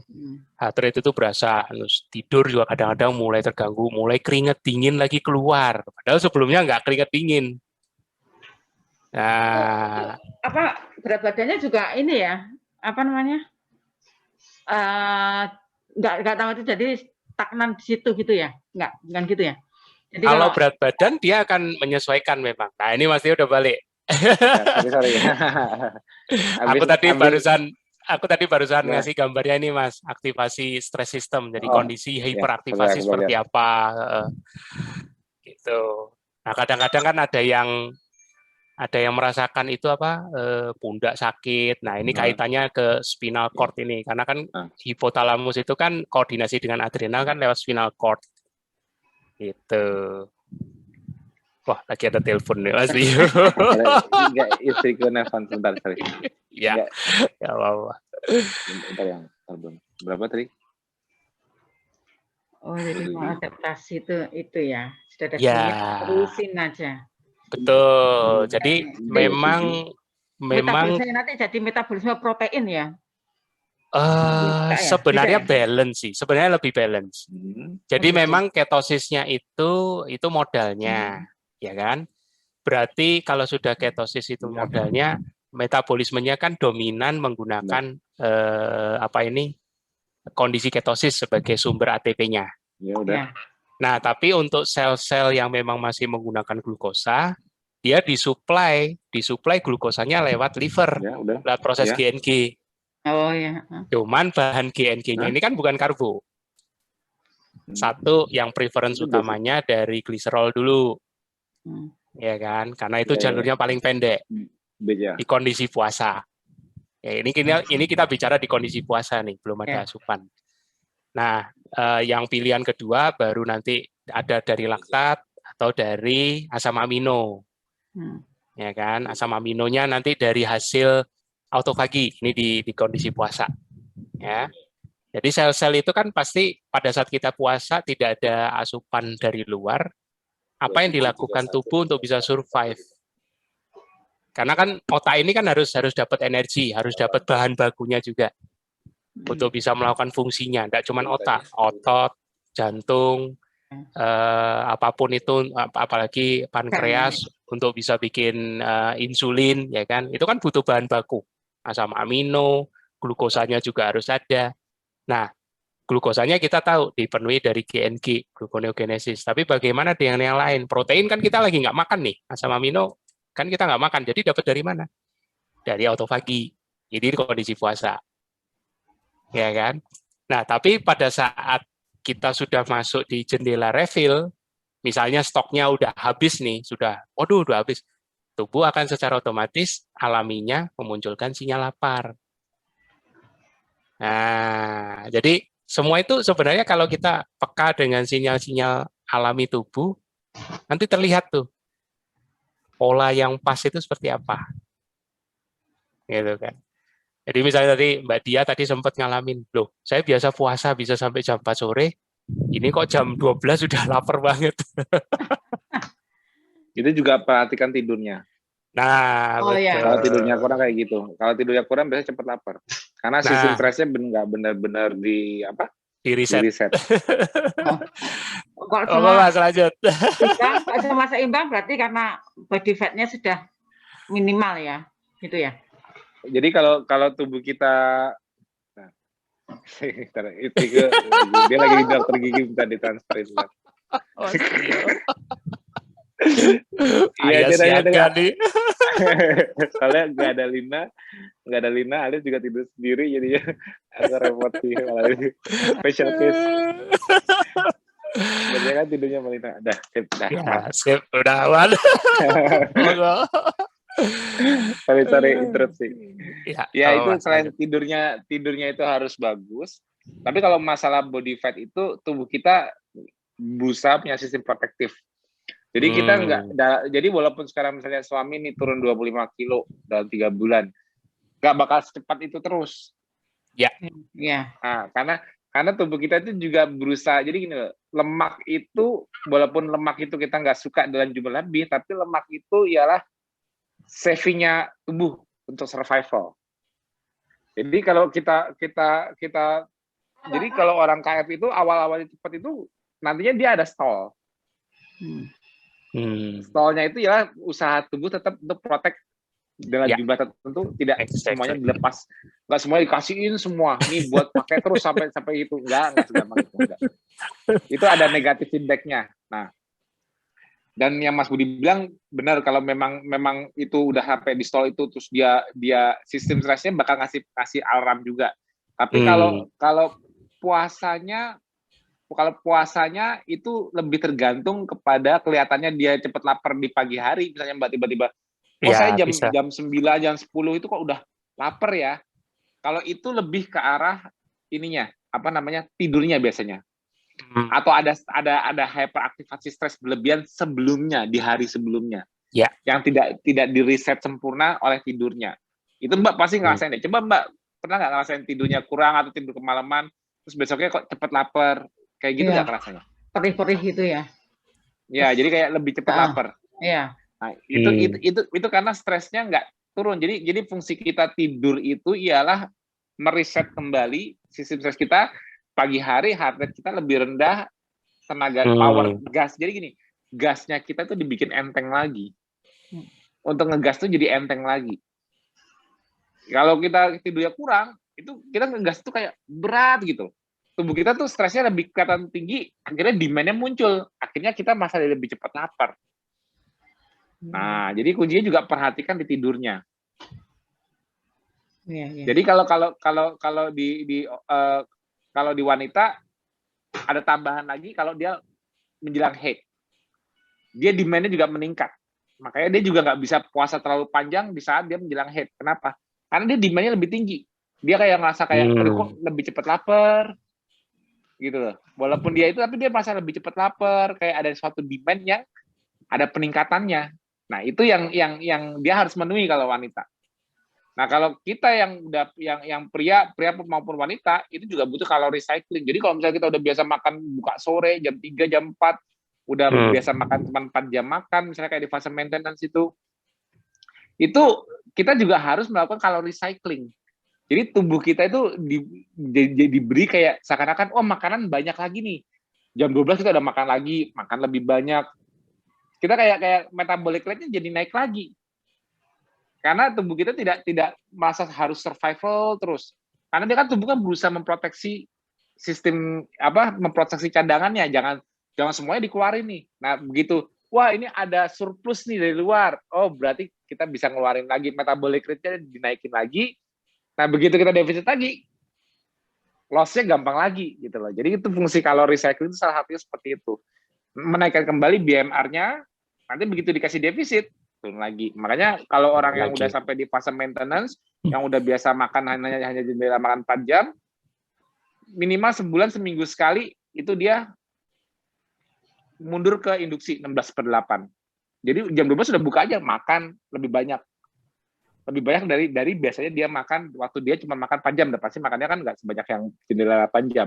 Itu yang disebut namanya kalori cycling.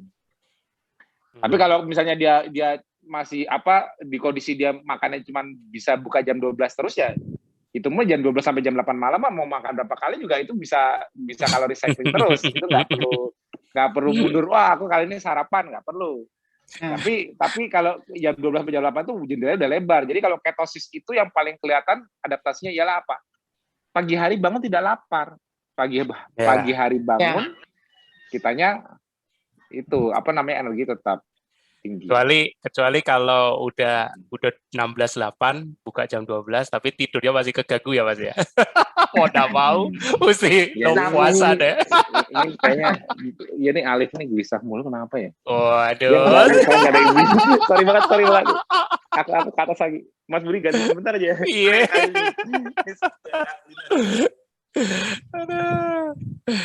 Ya, itu soalnya banyak juga yang kejadian, jadi karena itu tadi, jadi waktu adaptasi ya kan, ya entah kita kan semua nggak bisa memperkirakan, maksudnya orang harus di protokol, di panduannya kita selalu ngomong, Mas Tio selalu ngomong tidur harus bagus, tapi kadang-kadang kan kita nggak tahu nih ada faktor psikis atau ada faktor apalah ya kan yang terjadi yang membuat kita nggak bisa tidur ya kan. Nah, jadi kadang-kadang kalau sampai misalnya terjadi itu berlarut-larut, nah itu yang kadang-kadang saya udah biasa jam 12 ini kok jam 12 siang udah makan, ini karena tidurnya juga nggak benar, padahal sudah panjang nih jendela refill-nya udah 8 jam. Tapi ternyata kok masih tidurnya enggak bagus, ya mau enggak mau kan pasti paginya juga lebih craving lagi kan pasti. Itu. Jadi penting untuk mengetahui ke diri sendiri kita porsi gas sama porsi remnya kita itu sebenarnya di posisi seperti apa. Ya kan? Kadang-kadang ada loh ya kalau kita itu ngetrace-nya, kalau saya pribadi sama Mas Tio ngetrace-nya pertama kita nggak mau ngejudge di sisi psikisnya dulu, karena itu nggak bisa diukur. Jadi kalau ada yang ngalamin misalnya gejala-gejala hyperaktivasi seperti ini, ya kan, kita minta mereka untuk meminimalkan stresor dari puasanya dulu. Nah, karena puasa itu kan memberi stres kan. Nah, itu kita minimalkan dulu jam puasanya. Kemudian apalagi stresor yang bisa diukur, yang bisa dikurangi. Aktivitas. Nah, kalau sampai bisa cuti bagus, tapi kadang-kadang kan nggak bisa cuti karena pandemi gini kan butuh penghasilan. minimal sekali. Dikurangi jamnya. Ya bagaimanapun lah, syukur kalau bisa work from home itu kan ngatur jam ininya jadi lebih enak, ya kan. Nah, jadi misalnya kalau kita sudah minimalkan dari puasa sama aktivitas plus, udah pasti jangan olahraga kan. Olahraga udah pasti nambah stres tadi. Udah kita minimalkan 2 ini, masih mengalami gejala hiperaktivasi sistem stres, berarti sudah jelas nih bebannya dari mana? Dari pikiran. Dari psikisnya. Iya, betul. Ya, cuman kita nggak mau ngomong ini di awal, karena kan tidak semua orang merasa itu tadi, kayak Mas Dio bilang. Iya, karena pikirannya orang dibilang, kamu stres kali. Pikirannya itu sesuatu yang stres itu ekstrim. Sesuatu yang mengancam hidup mati misalnya, atau sesuatu masalah yang sudah berat banget. Sementara orang tidak semuanya di kondisi itu. Tapi yang kita omongin itu stres psikis ini lebih umum lagi. Sesuatu yang misalnya kayak tadi Mbak Diah ya kan, termasuk orangnya bandel. Ya kan, tadi kan sempat ngomong. Jadi bahu udah sakit aja dicuekin deh, udah keras aja dicuekin. Jujur sebenarnya secara psikis Mbak mikirin, tahu baunya keras. Nah, itu sudah membebani stres sistem sebenarnya. Itu kadang-kadang orang nggak paham karena mikirnya begitu dibilang stres itu, wah aku nggak mikir, nggak banyak yang tak pikirin. Berarti kan ngaku sebenarnya ada yang dipikirin, cuman bukan yang heboh banget gitu ya. Gitu. Cuman kita nggak mau menilai itu di awal. Kita lihat dulu puasa sama ininya diminimalkan dulu deh. Kalau sudah turun, dengan kita minimalkan ini ternyata sudah turun, nah bagus. Berarti kan mungkin psikisnya belum terlalu ini gitu kan. Nah, tapi kalau masih ngalamin kelayangan, terus dada masih berdebar, tidur juga masih susah. Nah, ya udah. Paling ya biasanya jadinya curhat. Iya Mas, aku ngalamin gini, ya kan. Aku ada. Tapi aku bersyukur dengan begitu kan, walaupun aku nggak bisa bantu, Mas Tio juga lebih lagi susah mau bantunya. Mas Tio kan lebih ke fisiologi. Jadi minimal kita jadi teman sharing gitu loh. Minimal kalau Mbak Dia bisa cerita, apalagi Mbak Dia dulu kan punya waktu jalanin awal KF ini buat suami kan juga itu beban pikiran juga kan, mau cari pola apa sih ini, ya itu pasti udah banyak cerita kemana-mana dan pasti banyak saran juga. Oh diet ini, akhirnya kan jalanin yang diet nasi jagung gitu. Begitu tidak memberikan hasil yang diharapkan kan kepikiran lagi gitu kan. Balik lagi. Nah minimal bisa cerita pada saat mencari diet apa yang cocok itu membantu gitu loh. Walaupun ya mungkin belum ada solusi yang pas, tapi minimal sudah ada langkah yang bisa dilakukan. Itu karena memang kompleks. Kalau psikis itu, makanya kenapa kita bilang itu nggak bisa diukur, ya kompleks sekali gitu loh. Apalagi orang suka denial kan, gitu. apalagi yang misalnya sudah punya sindrom metabolik, ya kan, misalnya sudah divonis diabetes tipe 2 atau mungkin sudah ini kanker stadium 4, wah itu aku nggak ngebayangin itu stresnya seperti apa, ya kan. Jadi itu yang kadang-kadang aku nggak tahu nih, suaminya Mbak Diah juga sempat punya pikiran gitu kak waktu udah 137 kilo gitu. Tapi jangan ceritain di sini, itu ranah pribadi itu. Nanti aja. Pastinya antar suami istri harusnya kan ada komunikasi itu kan, ya kan, ada curhat, ada ini. Nah itu membantu banget gitu loh. Makanya tadi waktu aku lihat slide-nya kok ikut ber-KF karena solider, wah cakep ini. Hanya malah karena tidak mengakui kok lagi sakit. Diri sendiri menolak kalau sedang sakit ya. Itu. Ternyata jadi sehat, jadi ikut sehat akhirnya. Iya, dan Ya, dapat itu ya. dapat kadonya itu kan Ya. nggak disangka-sangka, nggak terasa. Loh, kok hilang semua? Kok ini? Baru dari situ terjadi ya. Kok bisa cuman ngilangin karbo aja kok bisa dapat segini banyak ibaratnya gitu kan. Iya. Ternyata wah secara fisiologisnya terlihat semua gitu. Apalagi kalau seimbang 5 pilarnya ya. Betul. Itu lebih ini ya. Iya, itu adaptasi yang memang harus polanya seperti itu yang betul. Jadi itu tadi yang Mas Tio bilang, posisi gas sama remnya itu harus tahu.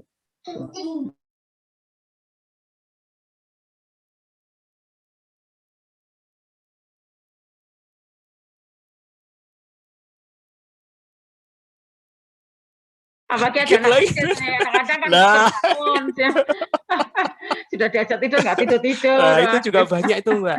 Itu juga banyak. Jadi mindsetnya malah, wah ini ada anak kecil, ya sudah aku fokus ke anak kecil, nggak salah sih. Tapi begitu anak kecilnya tidur, dia malah kepikiran malah, ya ini waktunya aku beresin rumah. Padahal harusnya dia ikut tidur. Harus ikut tidur. Itu juga banyak terjadi. Gitu. Iya Mas. Ya? Iya, busui.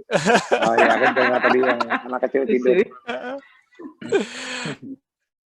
Apalagi lagi menyusui, lagi hamil lagi. Aduh. Menyusui, oh, ini lagi ngomongin itu ya. Tadi ngomongin hyperaktivasi pada busui ya. Betul. Sempat kita singgung itu. Kemudian bentuk-bentuk stres psikis yang kita tidak mau nilai di awal, kita minimalkan dulu puasa sama aktivitasnya untuk ngecek apakah bisa turun. Kalau ternyata belum turun, ya berarti tinggal di beban psikisnya yang ternyata jadi persoalan. Gitu. Ya itu makanya. Jadi kalau tadi kan sempat cerita juga kalau suami itu kan beban ada beban pekerjaan yang mungkin yang stresnya berlebih itu jadi PR dari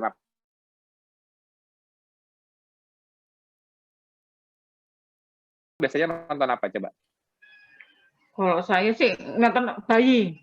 Video bayi. Ya. Biar nonton video bayi. Enggak, maksudku jangan seneng, yang bikin ketawa. Iya. Kan lucu. Ketawa kan kita gitu.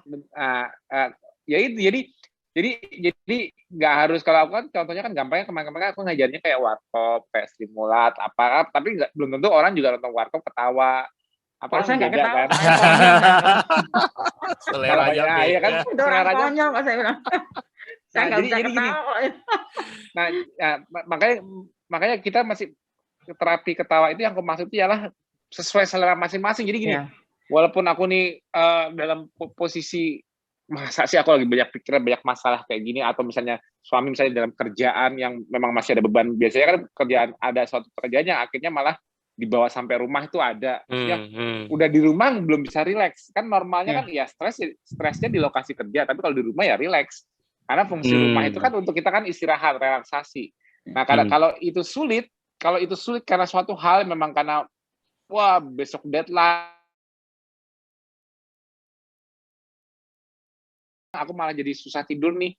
Misalnya bingung, jangan bingung. Aku kayaknya tidurnya bakal jadi nggak nyenyak nih. Udah punya feeling kayak gitu. Langsung buru-buru. Apa ya yang biasanya buat aku ketawa? Cari filmnya, cari tontonannya, atau perlu cari di YouTube kalau memang nggak ada acara di TV-nya. Cari di YouTube, ditonton lagi. Gak apa-apa. Dalam kondisi kesel pun, atau kalau dalam kondisi apa yang lagi pikiran pun, lagi hektik atau lagi apa, misalnya mood-nya lagi jelek pun, ya tonton aja tuh. Kan pasti inget dong apa yang pernah buat ketawa, tonton aja. Ya, tiba-tiba pas lagi nonton tiba-tiba Jackie Chan. Nah ini udah kalau bahasa lagi ketawa itu. Nah ya tiba-tiba nonton aja gitu. Yang udah pernah ditonton pun tonton lagi aja kalau perlu gitu. Walaupun lagi posisi mukanya lagi gitu. Tiba-tiba kita Jackie Chan itu bikin kita ketawa spontan ya. Habis itu asik deh.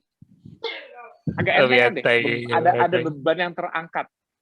Nah, itulah kenapa aku bilang kalau untuk manajemen stres kan harus relaksasi. Relaksasi orang macam-macam. Kadang-kadang aku suruh berendam air hangat, aku suruh apa gitu untuk panca inderanya atau ngerasain rasa manis, misalnya pakai stevia atau diabetes atau apapun itu, dia manis terus. Ada yang berhasil itu dari relax, tapi ada juga yang masih belum. Nah itu tapi sekarang tuh efektif banget loh kalau dia. Jadi kalau untuk terapi ketawa ini aku jadikan PR masing-masing. Dia punya PR sendiri untuk membuat diri dia ketawa. Ya cara dia ketawa ya apa ya, cari aja yang sebelumnya kan nggak mungkin nggak pernah ketawa, pasti pernah ketawa. Nah apa itu? Jadi dia kalau dia ketawa tidurnya enak. Itu yang bermudah. Jadi kalau kita susah tidur itu artinya kadang-kadang kita sering nggak relaksasi, pikiran kita masih melayang, kita masih tegang. Nah itu cara harus dikendorin dulu, Mbak. Dikendorin dengan cara relax. Nah gimana saya bisa relax? Saya masih ini ya ketawa. Gimana saya bisa ketawa? Ya aku nggak tahu. Cari yang bisa ketawa gitu. Itunya sendiri ya. Karena kan udah aku bilang humornya kan beda-beda. Jadi kita harus bisa mengalihkan, memfokuskan ke satu yang lain. Jadi itu kayak trik secara fisiologi. Jadi terapi ketawa itu trik secara fisiologi unconsciously. Kalau kita tertawa, HPA axis kita turun. Karena aku kan kemarin di grup Medcon kan aku kan share jurnal tuh. Di grup Metabolic Condition aku share jurnal apa efek ketawa. Efeknya cepat mempengaruhi sistem autonomik sistem kita. Cepat menurunkan HPA axis, hypothalamus pituitary axis yang menghasilkan kortisol. Nah, jadi kortisol kita, hormon stres kita cepat turun. Itu efek ketawa pertama. Dan ada juga peningkatan nitric oxide di pembuluh darah. Otomatis kita tadinya misalnya darahnya tegang ya, misalnya sifatnya pembuluh darah kita tadi vasoconstriction, misalnya kita lagi udah banyak pikiran, kita tensi naik, tegang gitu, terus kita ketawa, dilatasinya jadi mudah. Karena meningkatkan nitric oxide yang jurnal itu coba dibaca deh. Peningkatan pada nitric oxide juga, jadi otomatis dilatasi pembuluh darahnya juga mudah. Nah itu jadi membuat kita sistem stresnya turun otomatis habis ketawa, tapi nggak tahu cara ketawa gimana, aku jangan tanya aku. Ya cari humor yang di situ, tapi habis itu kita kayak lebih ringan, lebih enteng karena efek yang tidak disadari secara fisiologi. Jadi trik secara fisiologinya ialah ketawa. Udah kita lagi jadi lebih rileks, lebih santai. Ya walaupun ada teknik lain seperti tarik nafas lebih dalam, hembuskan pelan-pelan, ada teknik hitung mundur, ada teknik membayangkan kertas kosong, jadi supaya pikirannya hilang. Ya banyaklah sebagai macam teknik. Tapi kalau aku bilang yang secara fisiologi paling kena ialah ketawa, langsung rileks habis itu. Karena nggak sadar, nggak butuh effort. Kalau yang lain kan effort untuk hitung mundur dari 100 supaya bisa fokus. Ya nggak semua orang bisa. Butuh effort untuk orang meditasi pun kan meditasi salah satu untuk menenangkan diri kan meditasi. Itu butuh effort. Atau misalnya gini, yang paling mudah, yang paling universal ialah ibadah, kita berserah diri. Effort untuk benar-benar berserah diri itu kan juga ada effortnya, nggak mudah juga loh. Nggak mudah juga. Ya ada orang yang dengan ibadah istiqoroh apa selesai. Udah dia sudah tenang. Ya ada yang bisa, ada yang enggak. Tapi kalau ketawa itu efeknya secara fisiologi nggak disadari, dia relax. Jadi kayak dia terbius oleh efek dia ketawa sendiri, tiba-tiba jadi santai. Makin dia sering ketawa, dia semakin dia makin relax badannya, makin enteng. Itu makanya aku sekarang lebih dengan aku sekarang sering menyarankan itu bagian sulit tidur itu malah lebih efektif. Kenapa? Karena aku lihat ya karena itu jadi PR mereka juga. Ada, Mas saya belum bisa ketawa juga nih Mas. Ya coba cari lagi. Kalau udah nonton Mas, misalnya saya suka Mr. Bean dulu, tapi saya nggak ketawa dengan Mr. Bean. Cari lagi yang bisa ketawa. Pokoknya harus otomatis bikin kamu spontan aja ketawa. Jangan dibuat-buat ya, jangan ketawa kayak orang ketawa sendiri malah aneh. Tapi harus ketawa yang alami. Karena yang alami, ketawa yang secara alami itu yang membuat HPA axis turun, simpatetik tone-nya turun, debar jantungnya juga turun. Itu kuncinya. Ya makanya coba deh, itu harus banyak yang praktek itu kalau memang lagi ada masalah. Nah, suami kalau memang ada yang katanya Mbak cerita mungkin karena faktor pekerjaan membuat manajemen stresnya belum bagus, dicobain ya. Iya. Cari-cari acara-acara itu membantu nggak dalam menjaga 5 pilarnya itu. Dalam sehari jadi PR. Pokoknya aku kalau udah sore, kalau udah sampai rumah, walaupun pikiran masih kebawa pikiran kerjaan, langsung berusaha lupakan dengan cara cari tontonan yang membuat dia ketawa. Begitu ketawa, nanti tidurnya cepet ya. Belum jam 8 udah ngantuk, udah enak. Nggak susah untuk, kalau orang udah relax itu, kalau udah sore itu udah relax, nggak susah untuk turun. Makanya coba Mas Budi masih ada nggak yang file yang sirkadian dari kortisol? Tunjukin deh. Malah paling bagus itu kenapa kita jendela makannya itu siang atau sore ke malam hari? Karena disitulah kortisol kita turun secara sirkadian resminya. Jadi kalau manusia bisa selalu mengikuti jam-jam ini, itu sebetulnya menjalankan KF itu mudah. Tahu kapan dia harus rileksnya, tahu kapan dia harus ngeremnya, nggak ngegas terus. Gitu loh. Nah, itu yang aku bilang. Nah, itu lihat tuh. Kalau kita mau stres, mau aktif fisik, mau apa yang performance-nya butuh tinggi, apa yang mau itu selesaikan dari pagi. Pagi itu waktunya kita kerja, waktunya kita olahraga, waktunya apa kerjain. Tapi kalau udah mulai sore, kita harus udah mulai ngerem. Karena kan kita mau tidur. Lihat tuh. Kita kan udah mau harus decelerating. Itu kan kalau digedein itu kan accelerating aktivitasnya accelerate, digas. Accelerate itu ngegas. Decelerating itu artinya ngendorin gas. Nah, jadi kita kalau udah sore itu udah jam tuh, itu jamnya jam 3 PM itu artinya sore hari.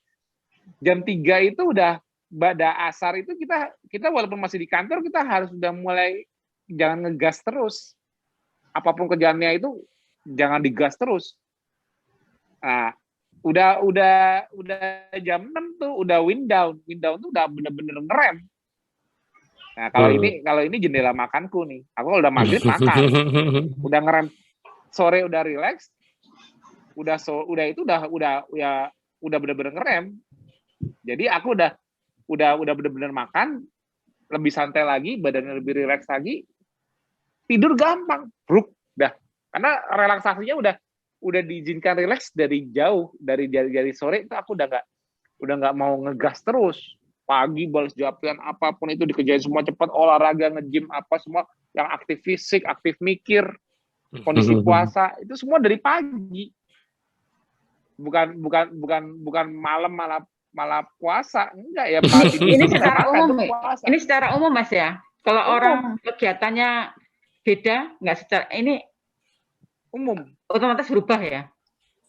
Ya, jadi kalau ini bisa digeser-geser dari osilator clock yang berdasarkan SCN dari mata kita. Ini sebenarnya cara tubuh mengatur pola 24 jam berdasarkan cahaya. Berdasarkan cahaya masuk ke mata. Jadi dengan matahari terbit, dari matahari mulai terbit sampai terbenam, sampai gelap, artinya kita tidur. Jadi tubuh itu level jam dari biologisnya hormon, istilahnya ya. Jam biologisnya manusia. Nah, kita kalau bisa ngikutin gaya hidup kita seperti jam biologis manusia ini, ya kita bener nggak pernah ada masalah. Kita aktif mau stres kerjaan, mau stres olahraga, fisik apa semua itu dari pagi itu ngebusnya itu di situ. Makanya aku bilang kalau pagi-pagi kita energik banget, lapar enggak, kita bisa ngakses dan memang kita lagi pakai sistem stres, kortisolnya juga naik, kita jadi malah bisa melek.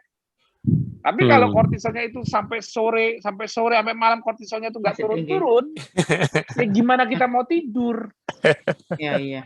Nggak bisa tidur lah. HPA akses kita masih pada ketiga nggak bakal bisa tidur. Itulah sebabnya makanya kita butuh ada relaksasinya. Jadi mulai fasting, moving, aktif bergerak, habis itu relaksasi, habis itu makan, feeding, habis itu baru sleeping. Repeat lagi, muter lagi. Itu jam kita harus bisa ngatur ini. Kalau kita terganggu, itu yang ditulis Mas Budi, gasnya tuh. Ngegas sih, kita gas itu puasa, olahraga, berpikir keras. Itu jamnya kita ngegas di situ. Nah, jamnya kita ngerem itu kayak mulai relax, mulai makan, itu jam yang kita ngerem. Nah, Habis itu badan kita kan kayak mesin biologi sistemnya. Di sini matiin tidur, matiin mesinnya, jangan nyala terus, jangan sepaneng terus. Ini jam biologi manusia. Kalau manusia bisa ngikutin circadian rhythm seperti ini, ya insya Allah gaya hidupnya sehat terus. Jadi nggak makan karbo itu cuma suatu modalitas supaya melakukan ini semua itu mudah. Untuk ngegas dari pagi itu mudah, untuk ngerem untuk lebih rileks itu mudah, tidur pun lebih mudah. Jangan kehilangan pattern ini selama menjalankan gaya hidup KF. Karena ini kuncinya untuk apa? Untuk kita selalu beradaptasi dengan ketosisnya dan menikmati ketosisnya. Ini terganggu, bisa maladaptasi. Aku yang jamin, bisa maladaptasi. Salah satunya apa? Ciri-cirinya maladaptasi apa? Itu yang amplitudo gasnya itu bukannya cekung terus turun, tapi melebar ke sana. Jadi baru turun sebentar naik lagi nanti. Jadi kalau melebar ke kanan, ke arah jam tidur, artinya jam jendela tidur makin dikit. Nah, kalau amplitudonya tuh sampai segini, ya akhirnya baru mau turun sebentar, sebentar naik lagi. Atau mungkin gini. Atau tinggi terus, nggak turun-turun. Tidur tapi malamnya bolak-balik pipis. Kalau udah bangun nggak bisa tidur lagi karena sudah jreng mengangkat lagi, seakan-akan kayak mau dibikin aktif lagi tubuhnya. Itu yang malah bisa maladaptasi kalau gasnya ini nggak bisa turun. Salah satu penyebabnya gimana? Ini kalau yang ditulis Mas Budi itu yang pakai merah itu maladaptasi itu dibiarkan, makin ke sana, makin ke kanan, artinya ke hari berikutnya, 24 jam berikutnya, makin sulit lagi tidurnya. Ya kan, grafiknya kan kalau itu tidurnya, akhirnya tidurnya makin kecil, akhirnya nggak bisa tidur, insomnia. Yeah. Jadi kalau kita sudah mengalami hyperaktivitas itu kelihatannya selalu di tidurnya, apapun penyebabnya ya, entah itu kita kelebihan olahraga, entah kita itu kepanjangan puasa, entah kita itu pikiran yang berlebihan, entah kita ngeremnya kurang, makan kedikitan, disengaja kedikitan, kelihatan itu nanti semua di tidurnya pada saat sudah terjadi akumulasi stres berlebihan. Kenapa? Karena amplitudonya kortisolnya melenceng, turun. Dia malah lebih ke kanan. Kalau ini kan yang hijau ini adaptasi normal dari Mas Budi. Yang kalau ini nggak turun malah datar ke arah merah, garis merah itu nanti malah adaptasi. Nah, makanya aku sarankan itu kalau udah di jam 3 sore atau sore hari lah menjelang kita udah mau maghrib, udah mau istirahat, atau nggak pas udah pulang kantor. Kalau kita merasa kita, wah kayaknya amplitudo saya nih yang gasnya nih belum turun maksimal nih, ya udah untuk mempercepat turunnya apa? Ketawa. untuk mengejar slope-nya cepet turun. Jadi nggak lama-lama, cepet kita bisa tidur supaya harus direndahkan serendah mungkin supaya kita bisa tidur. Karena kalau nggak buru-buru direndahkan, udah malam kita masih terlalu tegang, ya gimana kita mau tidur? Mau tidur jam berapa nih saya? Kalau kita udah ngerasa kayak tegangnya masih ada gitu loh Mbak, kan bisa ngerasain sendiri. Oh ini banyak pikiran nih. Oh ini nggak nyaman badannya. Debat dia atau dari heart rate-nya nih udah malam ini detak jantung saya masih tinggi, masih gini. Udah sebelum saya kemalaman nih saya nggak bisa tidur, mendingan saya cari tontonan, saya ketawa yang bisa ketawa spontan. Nanti akhirnya enteng. Abis nonton acara sampai agak tidur. Abis itu tidurnya enak. Itu karena kita secara harus menghipnotis diri sendiri supaya secara fisiologinya kita ngejar penurunan kortisol dulu nih. Supaya melatoninnya gampang naik, kitanya juga gampang tidur. Itu rahasianya. Nah, jadi ini fisiologi ini juga menjadikan bekal buat Mbak dan suami dalam menjalankan gaya hidup KF. Kalau sekarang nikmat, tetap harus nikmat. Jangan sampai nanti nggak nikmat. Kalau jalannya benar, nggak bakal ada perubahan. Maksudnya tetap pasti berasa enak. Ketosis itu pasti enak, beda di badan. Mbak pasti bakal bisa bedain. Mbak makan karbo dengan nggak makan karbo, badan suka yang mana? Itu nggak usah dibilangin. Semua orang pasti tahu. Kayak Mbak pasti ngerasain. Mbak udah bertahun-tahun makan karbo, sama sekarang nggak makan karbo, badan Walaupun Mbak masih gampang anggap aja tergoda. Tapi kalau makan karbo itu banyak yang enak, Mas, nggak terbatas. Iya memang, tapi kalau itu kan nafsu kita. Tapi kalau badan kita maunya yang mana? Badan kita, Mbak merasa badannya senang yang mana? Senang nggak kemasukan karbo apa nggak masuk karbo? Nggak kemasukan. Iya kan, badan Mbak sekarang berterima kasih loh pada Mbak, karena Mbak masa enteng, badannya nggak kerasa tersiksa. Nah, ini akan didapatkan terus sama Mbak menjaga pattern ini. Jadi kenapa aku nggak mau bikin ketosis mentok di makanan? Nanti ini lupa. Ya. Karena ketosis itu satu kesatuan. Ketosis itu fisiologi. Jadi tidak makan karbo. Jadi ketosis itu cuma tidak makan karbo. Tapi menjaga ketosisnya itu sehat, menjaga ketosis itu ialah kondisi yang sehat. Ini yang dilihat sirkadiannya. Gasnya, remnya, stopnya. Jangan sampai dalam perjalanan hidupnya, dalam perjalanan yang nanti menjalankan KF ini, jangan sampai pattern ini berubah dan kita nggak sadar di mana yang salah. Itu yang nggak bagus. Nah, jadi tips-tips yang aku sering share di Medcon, yang pokoknya Mbak ikutin terus diskusi kita di Medcon. Kalau ada gejala yang nggak ngerti apa-apa juga jangan ragu untuk tanya aku. Jadi kita cari kronologinya bareng. Jadi kita diskusikan bareng supaya apa ketemu maka jangan sampai keterusan nih, nggak sadar tahu-tahu malah keluar ya. Iya, makanya kan di Medcon kita udah sering bahas nggak butuh waktu lama untuk muncul maladaptasi. Sebelum KF pun juga maladaptasi bisa gejala stress overdrive aja bisa kelihatan, makanya harus benar-benar kita lihat deh patternnya. Pattern ini Mbak rasakan, Mbak alami, oh iya saya kurang tidur lebih cepat lapar. Pasti nanti di dalam perjalanan Mbak jalanin KF, Mbak pasti adalah satu saat tidurnya sengaja kurang atau gasnya sengaja kelebihan.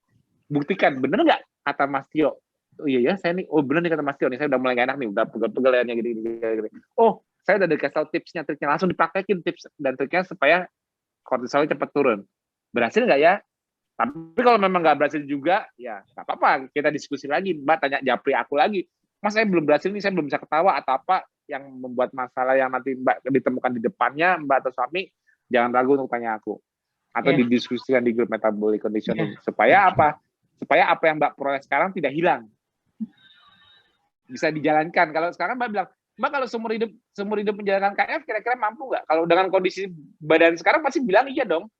Ya kalau saya mampu, saya nggak merasa memaksakan, nggak ngurangin makan kok. Ya kan?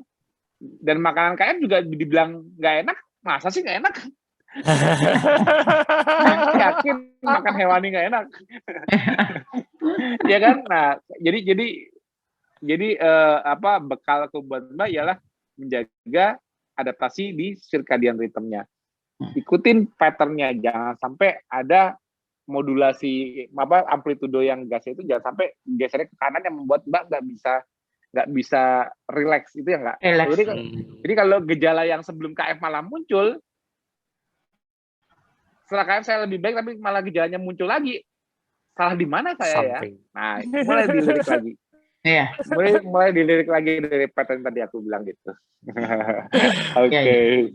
Monggo Mbak Dia, kita pas jam 10 ya, sebelum kita tidur mulai riset. Nah, Mbak Dia perlu kasih closing statement. Pesan sebenarnya, lebih ke pesan sih. Monggo silakan. Ya, terima kasih. Jadi saya setuju sekali sama Mas Tio bilang bahwa ketofastosis itu bukan suatu diet ya, lifestyle, lebih ke lifestyle. Dan sebetulnya saya pribadi saat praktek dokter itu juga sudah menjalankan seperti yang Mas Tio sarankan. Jadi saya kalau menasihati pasien selalu jaga keseimbangan makan, tidur, istirahat. Cuma satu salahnya saya yang nggak sama kayak Mas Tio, tidak mengurangi gula. Jadi kurang gula tapi nggak sampai rendah sekali itu. Jadi selalu saya sarankan pasien untuk holistik ya. Jadi kalau mau saya selalu bersifat holistik. Jadi total dari gaya hidupnya, nggak cuma hanya sekedar makan yang dirubah. Kalau makannya dirubah, apa ini? Oke, saya nggak makan karbo, tapi saya masih mau begadang, saya tidurnya masih kemalaman, nggak bisa. Oke, saya nggak makan karbo, tapi saya tetap membiarkan diri saya stresnya berlebihan, nggak bisa. Oke, saya makan karbo, tapi saya nggak mau membatasi kalori. Saya maunya makannya berlebihan. Ya nggak bisa. Oke, saya makan karbo, tapi saya maunya sedentari, ongkang kaki. Kan yang penting nggak makan karbo. Ya nggak bisa juga. Iya. Harmonisasi itu kan kuncinya. berhasilnya karena itu kan, karena yang diberikan cuma membatasi makanannya, tidak Ya, digantikan betul. oleh semuanya itu. Ya, karena kalau sampai orang kena chronic disease, kena penyakit kronis metabolic syndrome, awalnya dia makannya kelebihan karbo sekalipun, tapi imbasnya dia juga pasti udah mulai mengalami semuanya, jadi lebih sedentari, kalorinya surplus terus, kan udah antagonis semua, udah tidurnya mulai nggak bagus, stresnya juga berlebihan, sering begadang, akhirnya ujungnya dar metabolic syndrome. Nah, kalau udah begitu proses kronologinya, ya mengembalikannya ya semuanya lagi, jangan cuman oke, keto, dah ya. Nanti harusnya keto kerasa lebih gampang untuk puasa, kerasa lebih gampang untuk nggak selalu diem, artinya dia lebih aktif bergerak, kerasa dia untuk mudah rileks, kerasa dia mudah tidur. Ya keto itu udah cuma modal, tapi dijalankan semuanya, jangan malah dilawan. Itu kuncinya. Oke, mantap. Thank you Mbak Dia dan juga suaminya yang mendampingi di samping, setia loh. Sudah mulai ngantuk. Iya, enggak apa-apa, harus diikutin. Enggak boleh dilawan. Kita tidur. Oke, thank you juga untuk Mas Tio yang selalu setia ya mensupport kita lewat TFH. Teman-teman, jangan lupakan minggu depan masih ada TFH lagi, dan jangan lupa di tanggal 28 ya webinar ID. Oh ya, ada sedikit pengumuman kalau yang untuk karena tanggal 28-nya kita mengadakan webinar hari Minggu, jadi Sabtu malamnya TFH-nya ditiadakan. Jadi masih ada satu TFH sebelum webinar tuh hari Rabu. Oh, Rabu aja ya berarti. Oke. Karena kan itunya tanggal 28-nya kita webinar paginya. Kirain mau maju Mas, Selasa Jumat. Enggak, aku soalnya itunya dari Jumat aku ada acara juga. Ya ada sudah. acara tracking. Waduh, Mas Tio ikut tracking loh. Ayo teman-teman yang mau ketemuan. Oke. Mau minta siap. Oke, jadi teman-teman minggu depan kita cuma hari Rabu ya TFH, dan jangan lupa hari Sabtu webinar ID, pantau terus live FB dari webinar ID hari Minggu. Hari Minggu ya. Jadi teman-teman jangan lupa pantau terus live FB di wall-nya Mas Tio.